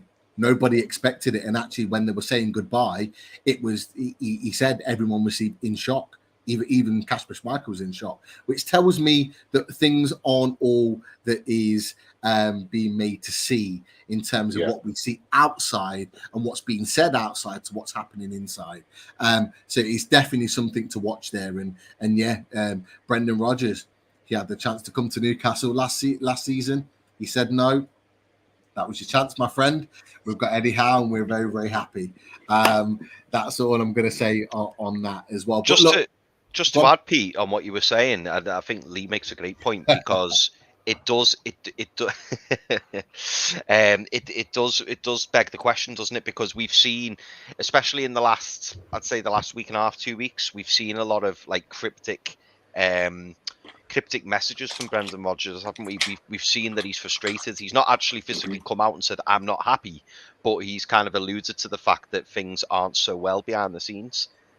So Brendan Rodgers being one to walk, that is an interesting one. I mean, like Lee, I think, I know Pete, you rate Wesley Fofana massively, and you know he does look a fantastic prospect, but certainly for Leicester as a club, and when you look at their 11, he's probably the player who you'd most feasibly let go out of him and Maddison, because albeit, you know, Wesley Fofana's a fantastic defender, and you're quite right. If they get rid of Wesley Fofana, they've got a big hole at the gap, a big hole at the back. But it would be far easier to sign a centre back who could do a job for you, rather than try and go out and buy a central midfielder who's basically going to run the show. And I mean, we've seen how much those types of players cost. Unfortunately, there's not many Bruno Guimaraes knocking around. So to replace somebody like James Maddison, for arguably it could be half the price of what they get for Fofana. You can kind of see why they may be hanging the hat on Fofana, but it will be interesting, because if they decide to keep hold of Fofana, you could argue at this present moment his stock or his value is probably at the highest. Like I genuinely did not expect him to go up to like 80-85 million. That's kind of come out of nowhere for me. I've always known, you know, he's a good centre back, and you know he's definitely a prospect. But if you would have maybe gone for Wesley Fofana maybe 12 months ago, I don't think it would have been anywhere near 80 million. I know he's. And the mad thing about it is he spent the majority of that year injured. So that's the crazy thing about it, isn't it? Really. So he played a few games at the end of last season. I think what's happened is he's come back and he's literally picked up the same form as he had, you know, before he got injured. There was no kind of easing his way in. He came back and he was incredible straight from the outset. So, yeah, that's a key one. And I think, obviously, you know, we're talking about Leicester, but it is very much linked to Maddison, this, you know, in terms of how this all plays out. But it's going to be an interesting one. I think it just adds to the, you know, the intrigue of the last 2.5 weeks of the window. I think it's going to be really intriguing. I know it's doing Jordan's head in, you know, and for a lot of journalists, you know, it is though. I mean, I speak to journalists, it's driving them insane, because Jordan will probably admit a bit himself, this summer for transfer speculation has been probably more crazy than any other summer. It's just been name after name after name after name. And it's probably even worse for you guys, because if you're covering Newcastle United, because this is you know, you guys are not used to this. You're not used to this. It's madness. But I just think in general, there's just been so much speculation. It's been insane. And I think it'll be the same in January as well, guys. I think you've got to brace yourself. I think you guys are going to be busy in January on Loaded Mag, purely because you're coming off the back of the World Cup. So you're going to be discovering players that you've not seen before. And all of a sudden, this guy's had a good World Cup, this guy's had a good World Cup, and the transfer window could be a little bit crazy then as well. So it's been a mad summer, and it's going to get worse. That's Christmas rude now, Lee. Thanks. Look, I know we've got a couple of players to look at before we head off, but is there a couple of questions each for Lee and Jordan to answer before Lee heads off? There's more than a couple. I'm just going to shout out to some of the donations. But first, John Burbick, cheers for your donation. Ian as well, Ian Calvert, thanks for your donation. Jared Sasu as well, thanks for your donation. Thanks everyone. So there are loads of questions. I'm going to go with Lee first and some of the kind of French related questions. Okay. Yeah, people asking about Seko Fofana. Any news? Everyone's favorite. Any news of him? Is he going anywhere? Nothing. Marseille shown interest. There was some slight interest in PSG that was shut down quite quickly. Marseille showing a bit of interest in him, but that's gone quiet. It's looking like he's staying at Lens. Now, this goes against everything I said, 3-4 weeks ago. And I said I'd be absolutely astonished if he's still at Lens on the 1st of September. At the moment, it's looking like he is. He said he's happy to stay for another year there. That's fine. If that's what he wants, that's fine. He should be playing in the Champions League or should be playing in a higher level of league, a Premier League, or but certainly a higher level league than the Liga. Totally capable of it. It looks like he's staying. Had another worldie at the weekend, another assist or two at the weekend in their opening day win, Lens opening day win. Sorry, I don't get it. He should be playing elsewhere at a high level. But there you go. Maybe it's part of Hal's master plan. Yeah. There's still time. There's still time. You're coming on if he joins us. Lee. Yeah, we'll have you both back. Yeah, exactly. So there's two similar questions, and it's about the chap from Rennes, from Paul Chark. Actually, it's the same question from Paul twice. We got there in the end, Paul. Right. So what's? Yeah. Do you think he leaves now? Yeah, if with the other chap coming in from PSG. Yeah, no, I don't think. Sulemani obviously could leave. He was a big signing from the Belgian league. He commanded a massive fee. He's only been there for 1 year.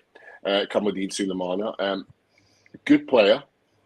Again, struggled with injury, struggled with form.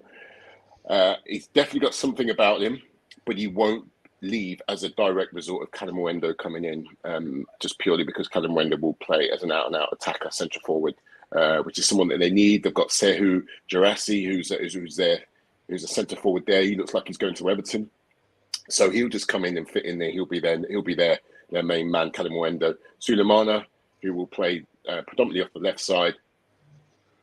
He could go. It's not really worked out for him. I'd like to see him have another season there, but if he does go, then so be it. But he, again, he's a really good young talent. It's just never really fit at Rennes, but it certainly could fit elsewhere. He's talented. Just not been able to show it yet. Three questions that are kind of all in. Sorry, can I just ask this one because I know that Emeka messaged me a while back. He wanted to ask you about Ryan Cherokee. Cherokee, that's it. Yeah. From Lyon. Yeah. Obviously, there was a report came out that he could potentially leave Lyon this summer. Right.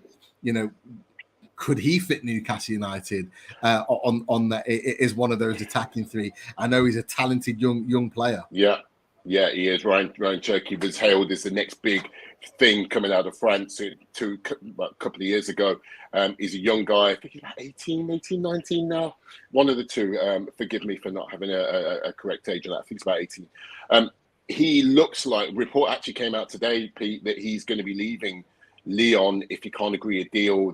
Those guys are a bit of standstill. He's come through the academy at Lyon, that brilliant academy that they've got there, that's produced so many excellent players. But he's never really got the game time. He's not in the plans of Peter Bosz, the manager there, he needs to move. I even said I'd like to see him at PSG. If you're building a team with more French players, get him in. His contract's up next summer.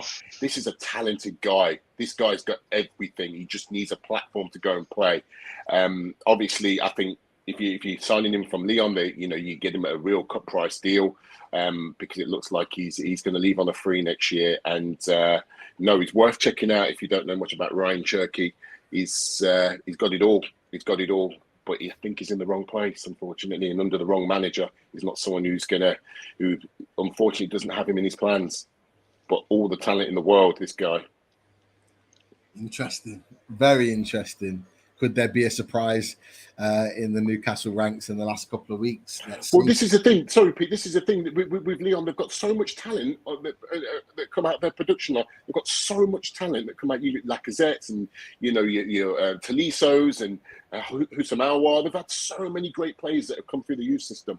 And another one was Amin Gouiri. They had Amin Gouiri as well that was on their books, and they just let him go. They just let him go, and they cry out for him now. So there's been some bad business and some bad business decisions done at Lyon, and I think this Ryan Cherky one could be another one, unfortunately. But that could Lyon's loss could be the gain of another club. Interesting.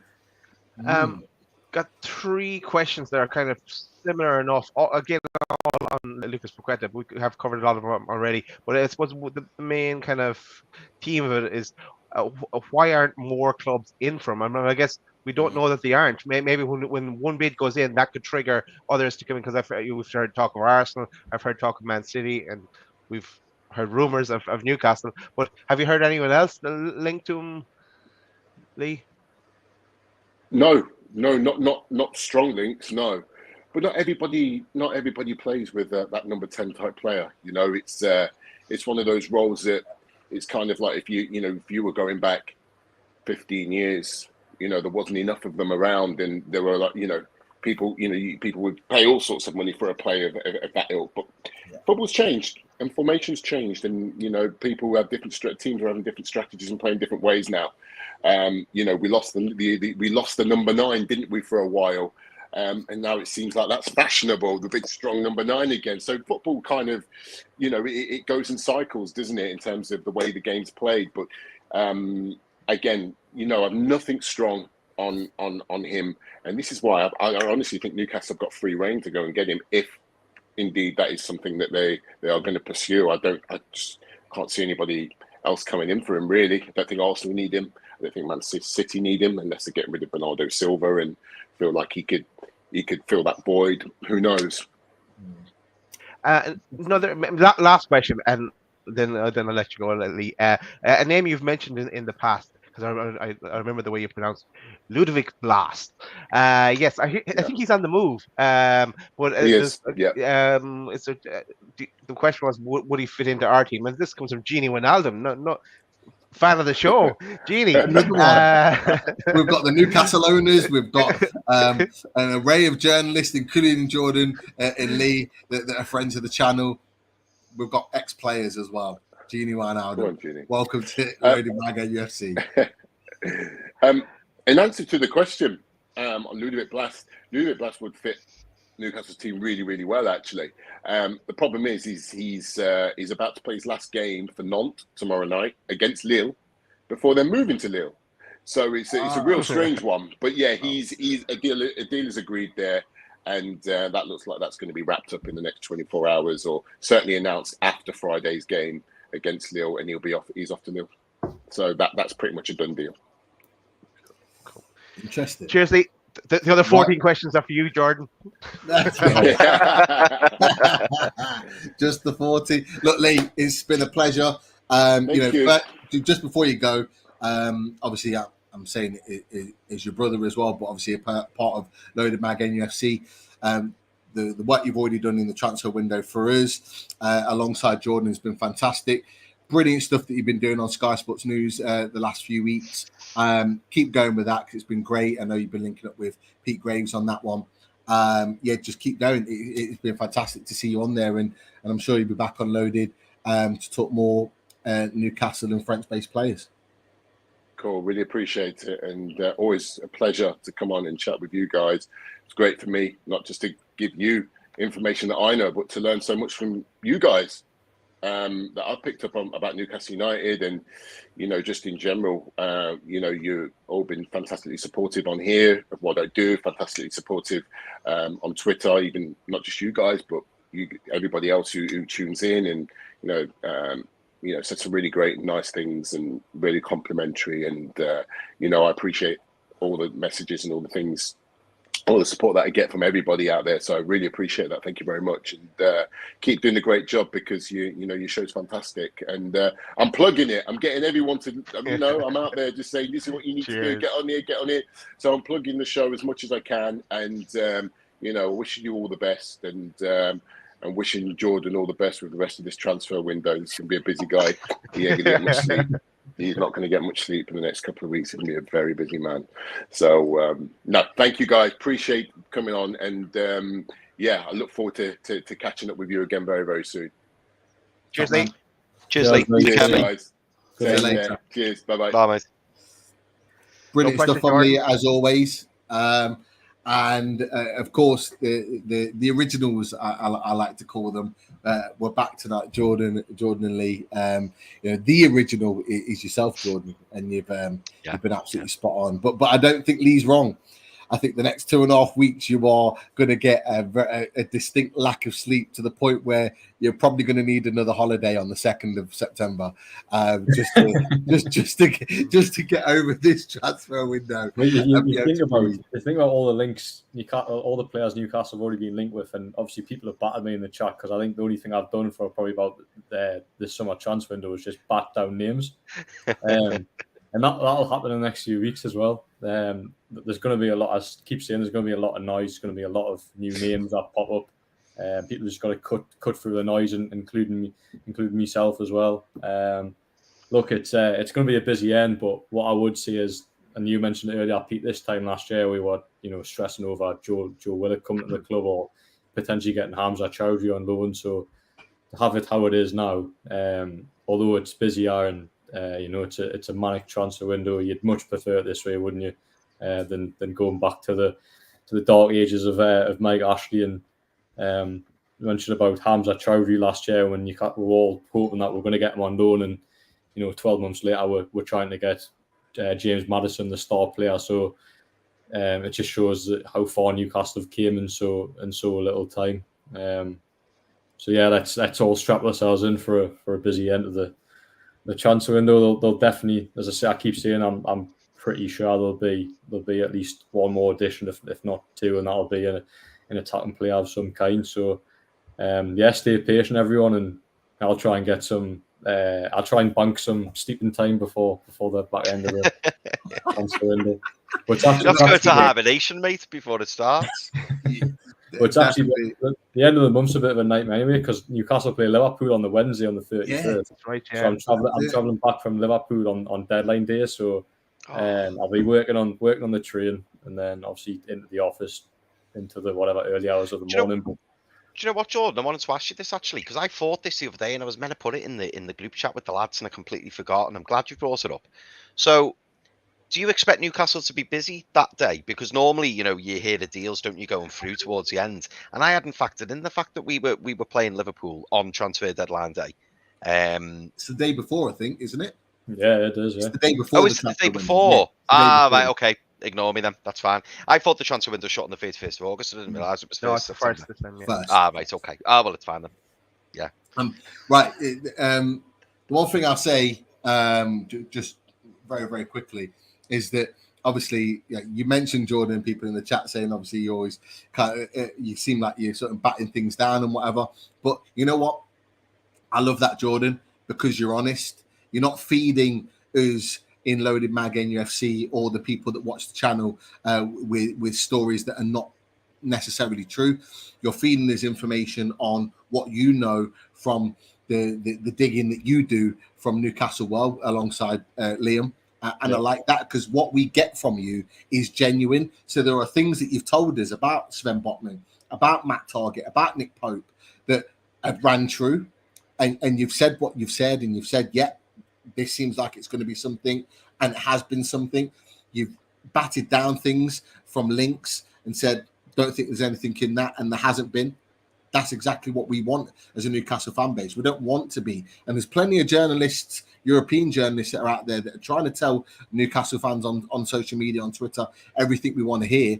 And 9 times out of 10, it's a load of rubbish. So the fact that yourself, Jordan, and Dunhill just put it in the chat, the fact that Jordan, yourself, and Lee give us facts, not just pie in the sky stuff, but actually facts from stuff that you actually know. Lee gives us the French perspective because you know what? For 30 years, he's watched French football. He knows his stuff. He knows the players inside and out. He goes to watch the games. It's not just off the TV. He watches the games. He goes and studies these players. So when he comes on Loaded Mag NUFC, he knows his stuff. Jordan Cronin, exactly the same. He goes to matches. He watches games. He does his research. So when things come out, it is genuine. And this is why these guys are the originals on the Fully Loaded Transfer Show that support the rest of the Loaded lads, because we want people on here that know their stuff and not just giving us rubbish, that are giving us the right stuff. This is why the Fully Loaded Transfer Show is what it is. This is why it's been in fruition since January. So I wanted to get that point out there because I think it's really, really important. However, we've got 423 in the chat right now. Fantastic support from everyone that's watching the show. We've got those likes. Click those like buttons, that thumb up button on the channel as you're watching the show. Just click it. Takes a second. And we've got a number of you that I haven't seen in the chat before. Click that subscribe button. We are inching our way to 5K. The sooner you click that subscribe button, if you're not a subscriber, the sooner we can get to that. And it means we can provide even more content on a bigger scale for you. And trust me, we talk all the time. We've got loads and loads of plans on what we're going to be doing in terms of evolving our channel in the next weeks and months ahead. So stick with us for that, absolutely for sure. But look, Jordan, I'm going to come to you with another player because this player's been talked about more recently, and I'm not quite sure of how genuine this is, but it seems to be a deal that could potentially happen. And again, it was Graham Bailey, but again, others have talked about this as well since, and in talked the chat about as well. Conor. Sorry, there's loads of questions in the chat about Conor Gallagher as well. Brilliant, and he is very much a talking point right now with Conor Gallagher being a potential option for Newcastle United. Now, we were shocked to find out earlier on in the week that that John Joe Shelvey was going to miss the next 3 months. Probably won't be available now until January 2023 at the earliest because of his injury. You know, first and foremost, Jordan, from your perspective, have you heard anything from these tentative links about Conor Gallagher? And in your opinion, do you think that Conor Gallagher is a player that Newcastle United should be looking at? Yeah, so it's not a transfer link. I'm aware of the reports. So I'm not sure if there is genuine interest there, but you make a good point about the John Joe Shelvey situation. Now, I'm speaking to Eddie Howe in the morning, so one of the first questions I'll be asking him is, does John Joe Shelvey's injury change your transfer plans? Do you then look to go and sign another midfielder now? But what I think will probably happen is Elliot Anderson has obviously emerged this pre-season, so maybe he might feel he's well covered in that area. But again, that goes back to the Conor Gallagher link. You go back to the likes of James Maddison, who's been linked to Lucas Paqueta. All these sort of central midfielders / number 10s are being linked with the club. So maybe there's a position that Newcastle do look to strengthen in the latter stages of the transfer window, because Eddie Howe has always said about being fluid. Again, this seems like the buzzword on the Fully Loaded Transfer Show, certainly for myself as well, the word fluid. But if Newcastle feel they can't go and sign a wide player or a striker, then maybe, as I say, they do look in the midfield and go, well, actually, we can add goals there with either, say, Conor Gallagher potentially. So it's certainly one that could happen. But what's his future at Chelsea? I'm not too sure. There's a lot of players at Chelsea at the minute who have been linked with moves, which obviously Armando Broja was one of them. The player Newcastle interested in, and all of a sudden he's coming on off the bench against Everton on on Saturday. The same with Conor Gallagher as well. I think he appeared against Everton also. Yeah. So it from the player's point of view, I'm not sure what the future holds for him. What I would say with Chelsea is they seem to be going a bit mad in this transfer window, and certainly under the new owners, I think they've in a lot of ways have showed a lot of naivety. I think in some of the deals that they've done. Koulibaly in defence, which don't get us wrong, had a great record in Serie A, but is sort of the other side of 30. You then paid, which I couldn't believe, given that they've got a left back there in Ben Chilwell, that they paid 62 million for a left back, in Mark Cucurella. So it just depends on what business Chelsea do from now to the end of the transfer window. So if they go and spend money on a striker, I know Pierre-Emerick Aubameyang's been linked. Spend money on potentially on a centre midfielder. You then look towards the back end of the transfer window, and you might see the likes of Conor Gallagher become available, and Amaro Broja as well. So potential interest there, but maybe deals that will probably happen towards the end of the transfer window, maybe the sort of the final few days. But look, had a great record at Crystal Palace last year. But in terms of priority positions, I would say it isn't a priority. But as I mentioned there about John Joe Shelvey, does John Joe Shelvey's injury change Newcastle's way of thinking in the transfer market? So hopefully find that out tomorrow off Eddie Howe when we speak to him in the morning ahead of that Brighton game.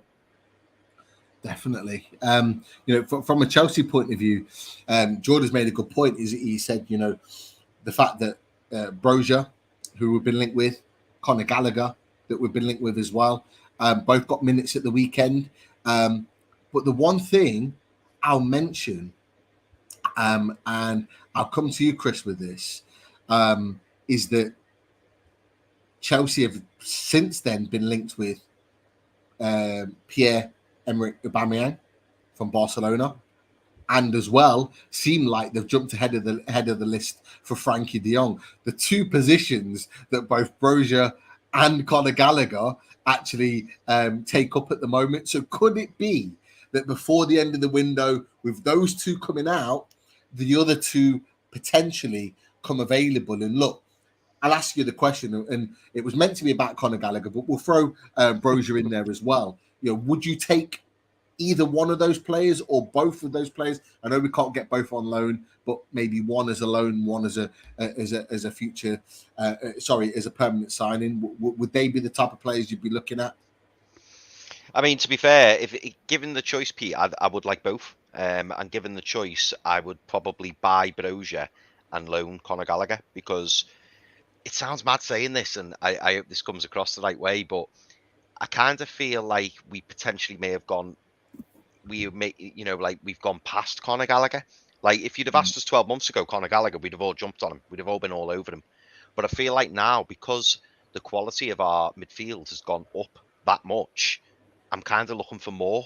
I'm like, don't get me wrong, Conor Gallagher, he impressed at West Brom, he impressed at Crystal Palace, and having him in and around the squad, absolutely. But I then look at signing the likes of Conor Gallagher, and I think, does that potentially hold back the likes of Sean Longstaff? And does Conor Gallagher, is he that much of an upgrade on the likes of Sean Longstaff? Now, I would take Conor Gallagher over Sean Longstaff. Let's not beat about the bush. But you're talking about James Maddison, you're talking about Lucas Paqueta, and then when you talk about Conor Gallagher, you're like, okay, and that is why if we could get both, I'd definitely want both, especially given the injury to John Joe Shelvey. But I would want to see Conor Gallagher in a Newcastle shirt. I'd want to see how he performs for the season or 6 months, and then make a decision on him. Whereas with Broja, he falls into that bracket that I was talking about before. The Ekitike bracket, the Ramos bracket, that young striker who is of a certain standard, a certain quality, who won't come in and expect to be in the first team week in, week out. So that's why I think Broja is perfect for Newcastle. He's shown he can do it at Southampton. Chelsea obviously think quite highly of him. And I think Brozier would be a fantastic signing for any Premier League club, because when we saw him at the back end of last season, at the start of the season against Southampton, he was coming on as substitute a lot. And if you remember, towards the middle and the end, like Adam Armstrong couldn't get near the starting 11 because Brozier was leading the line. And I think that says it all for me. And how much did Southampton pay for Adam Armstrong? Like 25 million. So if you can pick up, is it Armando Brozier? I think that's his first name.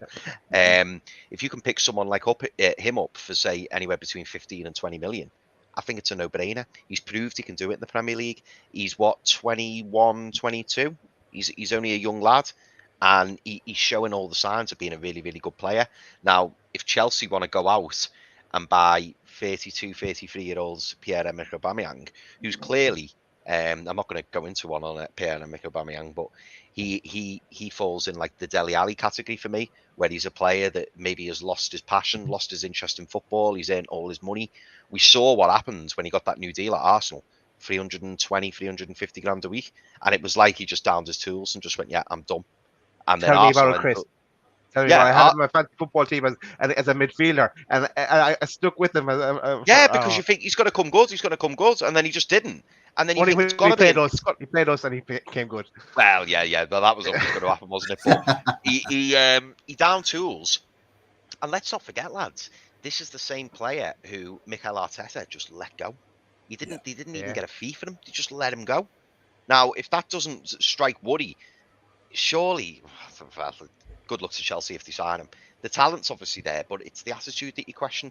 So would you rather a Pierre-Emerick Aubameyang type player with 32 years of age, who seemingly has had his best years behind him, probably there for the money, bit of a party boy, lifestyle maybe not great, or an Armando Brozier, who is young, hungry, keen to impress, and has got the rest of his career ahead of him? It's a no-brainer. So if we were lucky enough to get Brozier, he would be, if you only gave me one, Pete, if you said they're both available on loan, I'd pick Brozier every day. If there was an opportunity to get both, I would sign Brozier and I would bring Conor Gallagher in on loan to see how he does. Interesting. Look, Daz, I'm going to come to you with a different player here, and it's going to keep with the Chelsea theme. I know where you're going. Christian Pulisic. USA. Yeah. Ekrem Connor has mentioned Newcastle are monitoring the situation with Chelsea winger Christian Pulisic. I'm going to raise you one more. We're getting into a poker game right now. Coming towards the end of the transfer window. Callum Hudson-Odoi has told Chelsea that he wants to leave in search of regular first-team football amidst the interest of Southampton and Newcastle. Of course, we looked and talked about in detail with the likes of Jordan and Lee about that right wing situation and who could potentially come in. What are your thoughts on those two players? Who would you have as a priority? Do you think those deals could be done? Okay, Christian Pulisic straight away is who you'd want to bring in. He wants to be playing regular football with the World Cup coming up as well. He'd be hungry. He's determined, like, as well. He'd do a job for us. Hudson-Odoi as well. It'd be interesting getting him on loan. I just want to see what he can do for even half the season. Now coming out, he isn't going to get enough game time for me. And there was the whole situation where he's going to go to Germany there about a year or two ago, and then he got a massive contract. And we talked about it before. Maybe it's a thing that he's too young, and with him. Yeah, you'd like to see what he could do with his career if given a chance. You don't want him sitting around like a Ruben Loftus-Cheek and not going and doing anything with your career. So I'd take either, but Christian Pulisic would be my number one target there between the two of them. And just the madness that's going on at Chelsea. It's like Brewster's Millions. They just want to spend as much as they can now. It's just absolutely crazy. And that leads into some of the questions as well. And maybe I will switch it around and go to you, Jordan. Have you heard anything about Christian Pulisic and potentially going to be linked to Newcastle? No, I haven't heard about Pulisic, but I have heard about Hudson-Odoi. Definitely, there's definitely been an inquiry lodged for Hudson-Odoi. Whether that comes to fruition, I can't say. I'm not sure, but it's certainly a name that's being considered by Newcastle. They could still look elsewhere. Say there's still 3 weeks or so left of the window, so it's just Hudson-Odoi is one of the names they are considering. Nothing concrete, nothing to say that Newcastle will sign. Just a name that's under consideration. So no, I don't know. Maybe Newcastle have had a little cheeky inquiry for Christian Pulisic, if you like, as well. He hasn't really been completely in favour since moving to Chelsea. So yeah, possibly. But yeah, in terms of the two names there, Hudson-Odoi, yes, I'll say yes to that. And then Pulisic, I'm not too sure, to be honest. Yeah, cool. I'm going to throw you one more. I'm going to throw you one more out there. And look, it's just one to think about. And what I read today is that Hakim Ziyech has stepped away from a move to AC Milan because of the fact that they can't tie this deal up. Again, surprise. Shock. Would he be a player that you would consider? Look, I'm just going to ask. I'm not going to ask you for an answer. I just want up, down, or in the middle. What we going for? Who is this against? Hakim Ziyech. On the fence. He's up for me. Yeah, I tell you what, on that right-hand side with that wand of a left foot, he could do bits. He could do serious bits. Look, we're going to get to this thumbs up, thumbs down. I'm going to throw you one other player. Yeah. Thumbs up, thumbs down. Oh, Jesus. Ndombele. What we saying? What we saying? Yeah. No. Get in the bin. Load of rubbish. Some tentative links with this player. I'm going to keep hold of this 1 second. Tentative links with this player who was previously linked with us. I'm going to throw him in there. Alexander Isak. Apparently, there is a potential for that deal now to be done. Real Sociedad are thinking slightly differently. What we saying, boys? Isak, he's a top player. He's a top player. Yeah. Interesting. There are new links to this man. It just saves us talking about them because we've covered these guys already. But there's been new links this week, which is why they're in there. New links with Raul de Thomas. Apparently 25, 30 million, 17 goals last season. Can play as a frontline striker. Can get a lot of yellow cards, potential red cards, but is a goal scorer, 27 years old. What we're saying, guys? I'm going to stay there. I'm the fence as well. Middle. Yeah. Get in the bin. Get in the bin. We don't need him. Deadline day, though. Bring him in. Two more. We're going with strikers now. Two more. Another tentative link with this man. Not this man in the picture, but this man. Luis Muriel from Atalanta. I think he played against Newcastle in the friendly as a striker. 31 years old.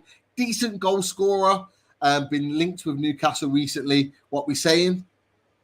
On the price, yeah. Never seen him play. Apart from that, get in the bin. We don't need a 31-year-old striker. No. If we're going for a 31-year-old striker, for me, it would be Duvan Zapata. He'd be the guy from Atalanta that I'd be taking. Yeah. And one more, not linked with Newcastle, but it's an interesting one to see how this evolves over the days and weeks. Apparently, Aston Villa are willing to sell Ollie Watkins in the final weeks of the window. We're told 33 million. Had a bit of an issue with Steven Gerrard. I talked about this on another podcast, talking about Newcastle, and I was chatting to a Villa fan, and we're talking about the bust-ups that apparently have been happening at Aston Villa with the likes of Tyrone Mings, with the likes of Bernard Traore, with the likes of potentially Ollie Watkins. And it doesn't seem that it's not all rosy in the Villa camp right now. And if this is true from Football Insider, Ollie Watkins, what are we saying? Would we bring him in? Ollie Watkins, 33 million? 33 million? 33 million. That's a decent price. So. I'm not paying 33 million for them. It's a difficult one, like. One. Get him in the club. I take him.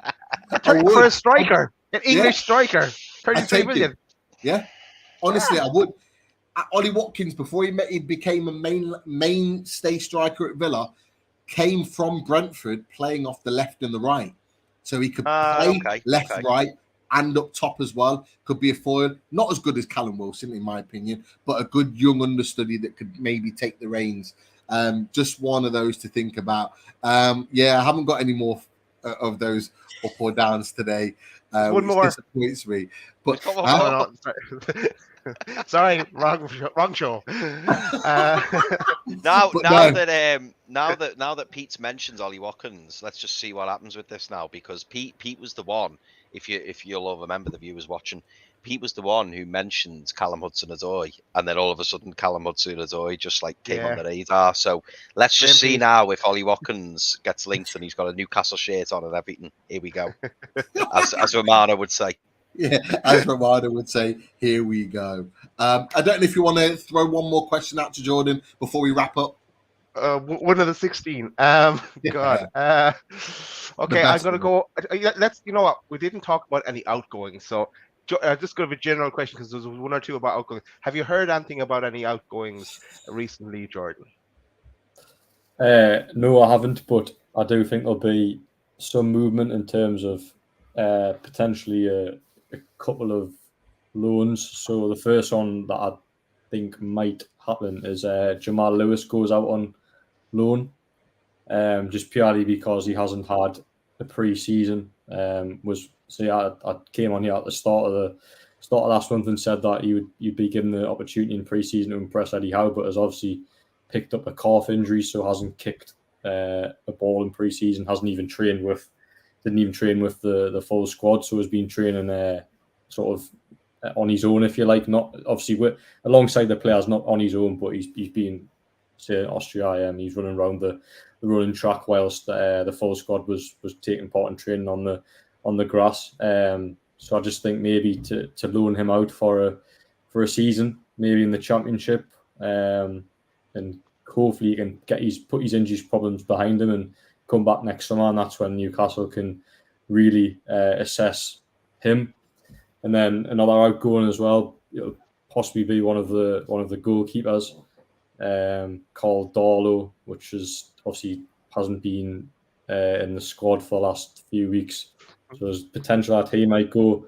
And then I asked Eddie Howe about the potential of Martin Dubravka leaving, and I got a very I wouldn't say frosty response, but he didn't enjoy the question. I asked him on the Friday before the Nottingham Forest game, and I said, look, he's been linked with Leicester City with the competition with Nick Pope. Now if Martin Dubravka came round and asked Eddie Howe, look, I want to leave, I've been guaranteed the number one spot elsewhere, would Eddie Howe let Martin Dubravka leave? And it was a very short response, shall we say, saying that he's still got a squad to pick, still got a team to pick for the Forest game, and said it was a conversation for another day. So he's never really rash with the press, Eddie Howe, but he certainly shut me down that day. So that was a lesson for my young head, shall we say. The one thing I was going to say on that is that if anyone's watched the press conference or listened to the press conferences from Eddie Howe, the one thing I love about Jordan is that he's not afraid to ask the tough questions. You just go in there and ask them. And I think I love that about you because look, as much as I love Eddie Howe, he shouldn't have it easy. He should be able to answer those tough questions, particularly on players. The stuff with Saudi Arabia and stuff, obviously, is a different type of tough question. But the tough questions on players, where they're going to stay, who they're going to get rid of, interesting one. But I love the fact that you asked those questions. So please, from my perspective, because it means a lot to me as a fan, keep asking those questions because it gives us a little bit more of an insight than we would have had previously if you didn't answer those questions. So yeah, I look forward to listening to hear those questions being asked. However, sorry, Pete, just one thing. I have one question for George. Can you ask Eddie this tomorrow? Eddie, Lucas Paqueta, is there a chance? That's all you have to ask. Ask that question. I actually asked Eddie Howe about Lucas Paqueta in April, I think it was, because it was actually a line in the program. It was a match day program, and it was called the Toon Tombola. I don't know if you've seen it, but one of the questions was to Bruno, who would be your dream signing for Newcastle United, and it was Lucas Paqueta. So I'd asked Eddie Howe. I said, Bruno said that Lucas Paqueta is his dream signing. Do you take into consideration recommendations from other players? So, say Jamal Lascelles goes to Eddie Howe and says, look, I think we should be signing this player. Does Eddie Howe listen to the players? And he said he's took recommendations from people he wouldn't believe. So I sort of asked about Lucas Paqueta, but I don't know. More direct tomorrow. More direct. Look, Jordan, if Paqueta, Dieng, who else is there? Hakim Ziyech, Ramos. If those 4 players have not been asked about, and let me just have a look at who else we might have missed on that list. If Maddison's not been asked about, if you haven't asked about Isaac, Gallagher, you're not coming on again. Yeah, just do the thumbs up or thumbs down game with them. That's all you have to do. Do it. Look, that's a feature that's the feature that's gonna stick with us for the rest of this window. And there's going to be many a show in the Fully Loaded Transfer Show series over the course of the summer that will be in the build-up, but will be coming thick and fast with transfer shows as things break and as things move constantly. So that thumbs down, thumbs up will be a new feature on that. But actually, there's a little bit of not necessarily breaking news, but I have to thank, we have to thank 1892 Magpies. It's just put us in a tweet, me, Daz, and Chris. And it says on Football Insider, Aston Villa have opened preliminary talks to sign a striker from Spain. Deal being worked on for a forward, willing to let Watkins go this month. Started already. Wow. To be fair, that was earlier on today. That was a number of hours ago, but that was after the initial links of Watkins in the one that I put up. So again, 2 things from Football Insider put out, whether they're right or wrong, we don't know. But look, for Loaded Transfer Show, we just give you the news that we hear. That's just what we do. Before it happens. Definitely. But look, guys. We break it. I wasn't going to say that. I was going to say it, but I'm not going to. And I didn't want it to be a breaking news because it's not a breaking news. But look, guys, I'm going to end it there. It's been, you know what? I've really, really enjoyed this show tonight. It's been a really good discussion on so many different levels. We've had a little bit of fun, a little bit of banter. Gone on 2 minutes more than we anticipated. We haven't finished yet. Yeah. Sponsors and shows. But look, we've had 450 plus watching this show tonight. If you haven't already, click that thumbs up. Thank you for all the donations that have come in for the channel tonight. Thank you for all the questions and comments to Jordan, to Lee, to the rest of us. We really do appreciate it. It just makes the show what it is.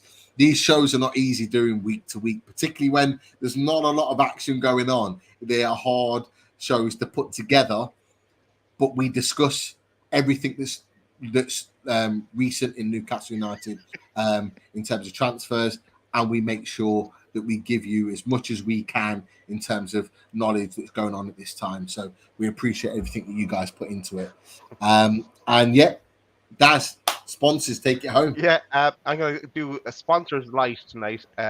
Just give a shout out to Machine House and to the range that Marty and the team have. Everyone knows where to go to find them and check it all out. And we're going to get Marty on with us at some stage. Also, shout out to shyburns.com. Probably have it on the other thing. You know at this stage what Simon has on offer. Loads of cups and t-shirts, hoodies, and also the loaded. There's Simon. There he is. There's the loaded t-shirt as well. He's never too far away. Also shout out to it's probably it's in the other tab. Also shout out to Retro NUFC. I don't have any of them in there. Retro NUFC, and actually there's an interesting thing he's up this evening where you can make an offer on the merch that he has. So check that out and make him an offer and see will it be accepted. Also shout out to Pins and Prints and the range that is available from Dean and Pins and Prints, and I'm sure there's more to come. And if I go back onto the other tab and tell you what's coming, so tomorrow it's back again. It's away days. It's yes. Pete, you tell us.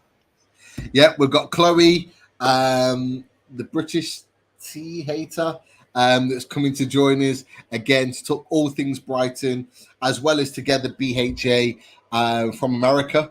They're going to join us. So they are the team that are representing Brighton. We've had them on 3 shows now. Really, really enjoy them coming on to talk their piece. We're going to be getting into tactics and getting into what is going to be a massive game, a game that I'm shocked that it's not on TV.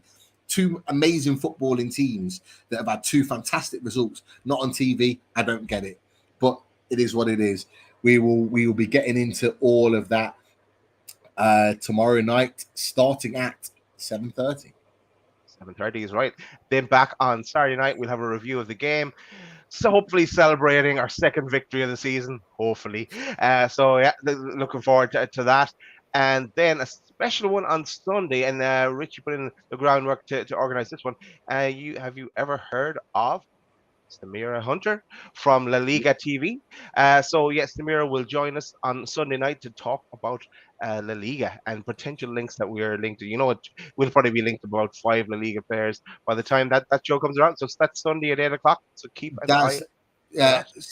Samira Hunter, specialist in Spanish football, knows her stuff with all things going on. As it already says, she's La Liga TV, but she has great knowledge on all things La Liga. So if you want to hear about Isaac, De Thomas, and a number of other La Liga players that we've been linked with, tune in on Sunday, because she'll be talking about and answering all those questions. And get your questions in, because she'll be happy to answer those questions on all things La Liga. So really, really intrigued to get a different perspective on all things European football. Thanks to everyone for tonight. We'll leave on, as we mentioned, questions. We'll leave on the question that Jordan is going to be asking Eddie tomorrow. Eddie. Lucas Paqueta, is there a chance? So keep an eye out for that press conference tomorrow. But thanks to everyone that joined us tonight. Thanks to Lee, and obviously thanks to Jordan. He puts in the long shift with us. Always delighted to have him with us and giving us the facts. We throw everything at him, and he gives us the facts. So thanks for that, Jordan. That's it. You guys take care. We'll speak to you soon. Night, everyone. Night, everyone.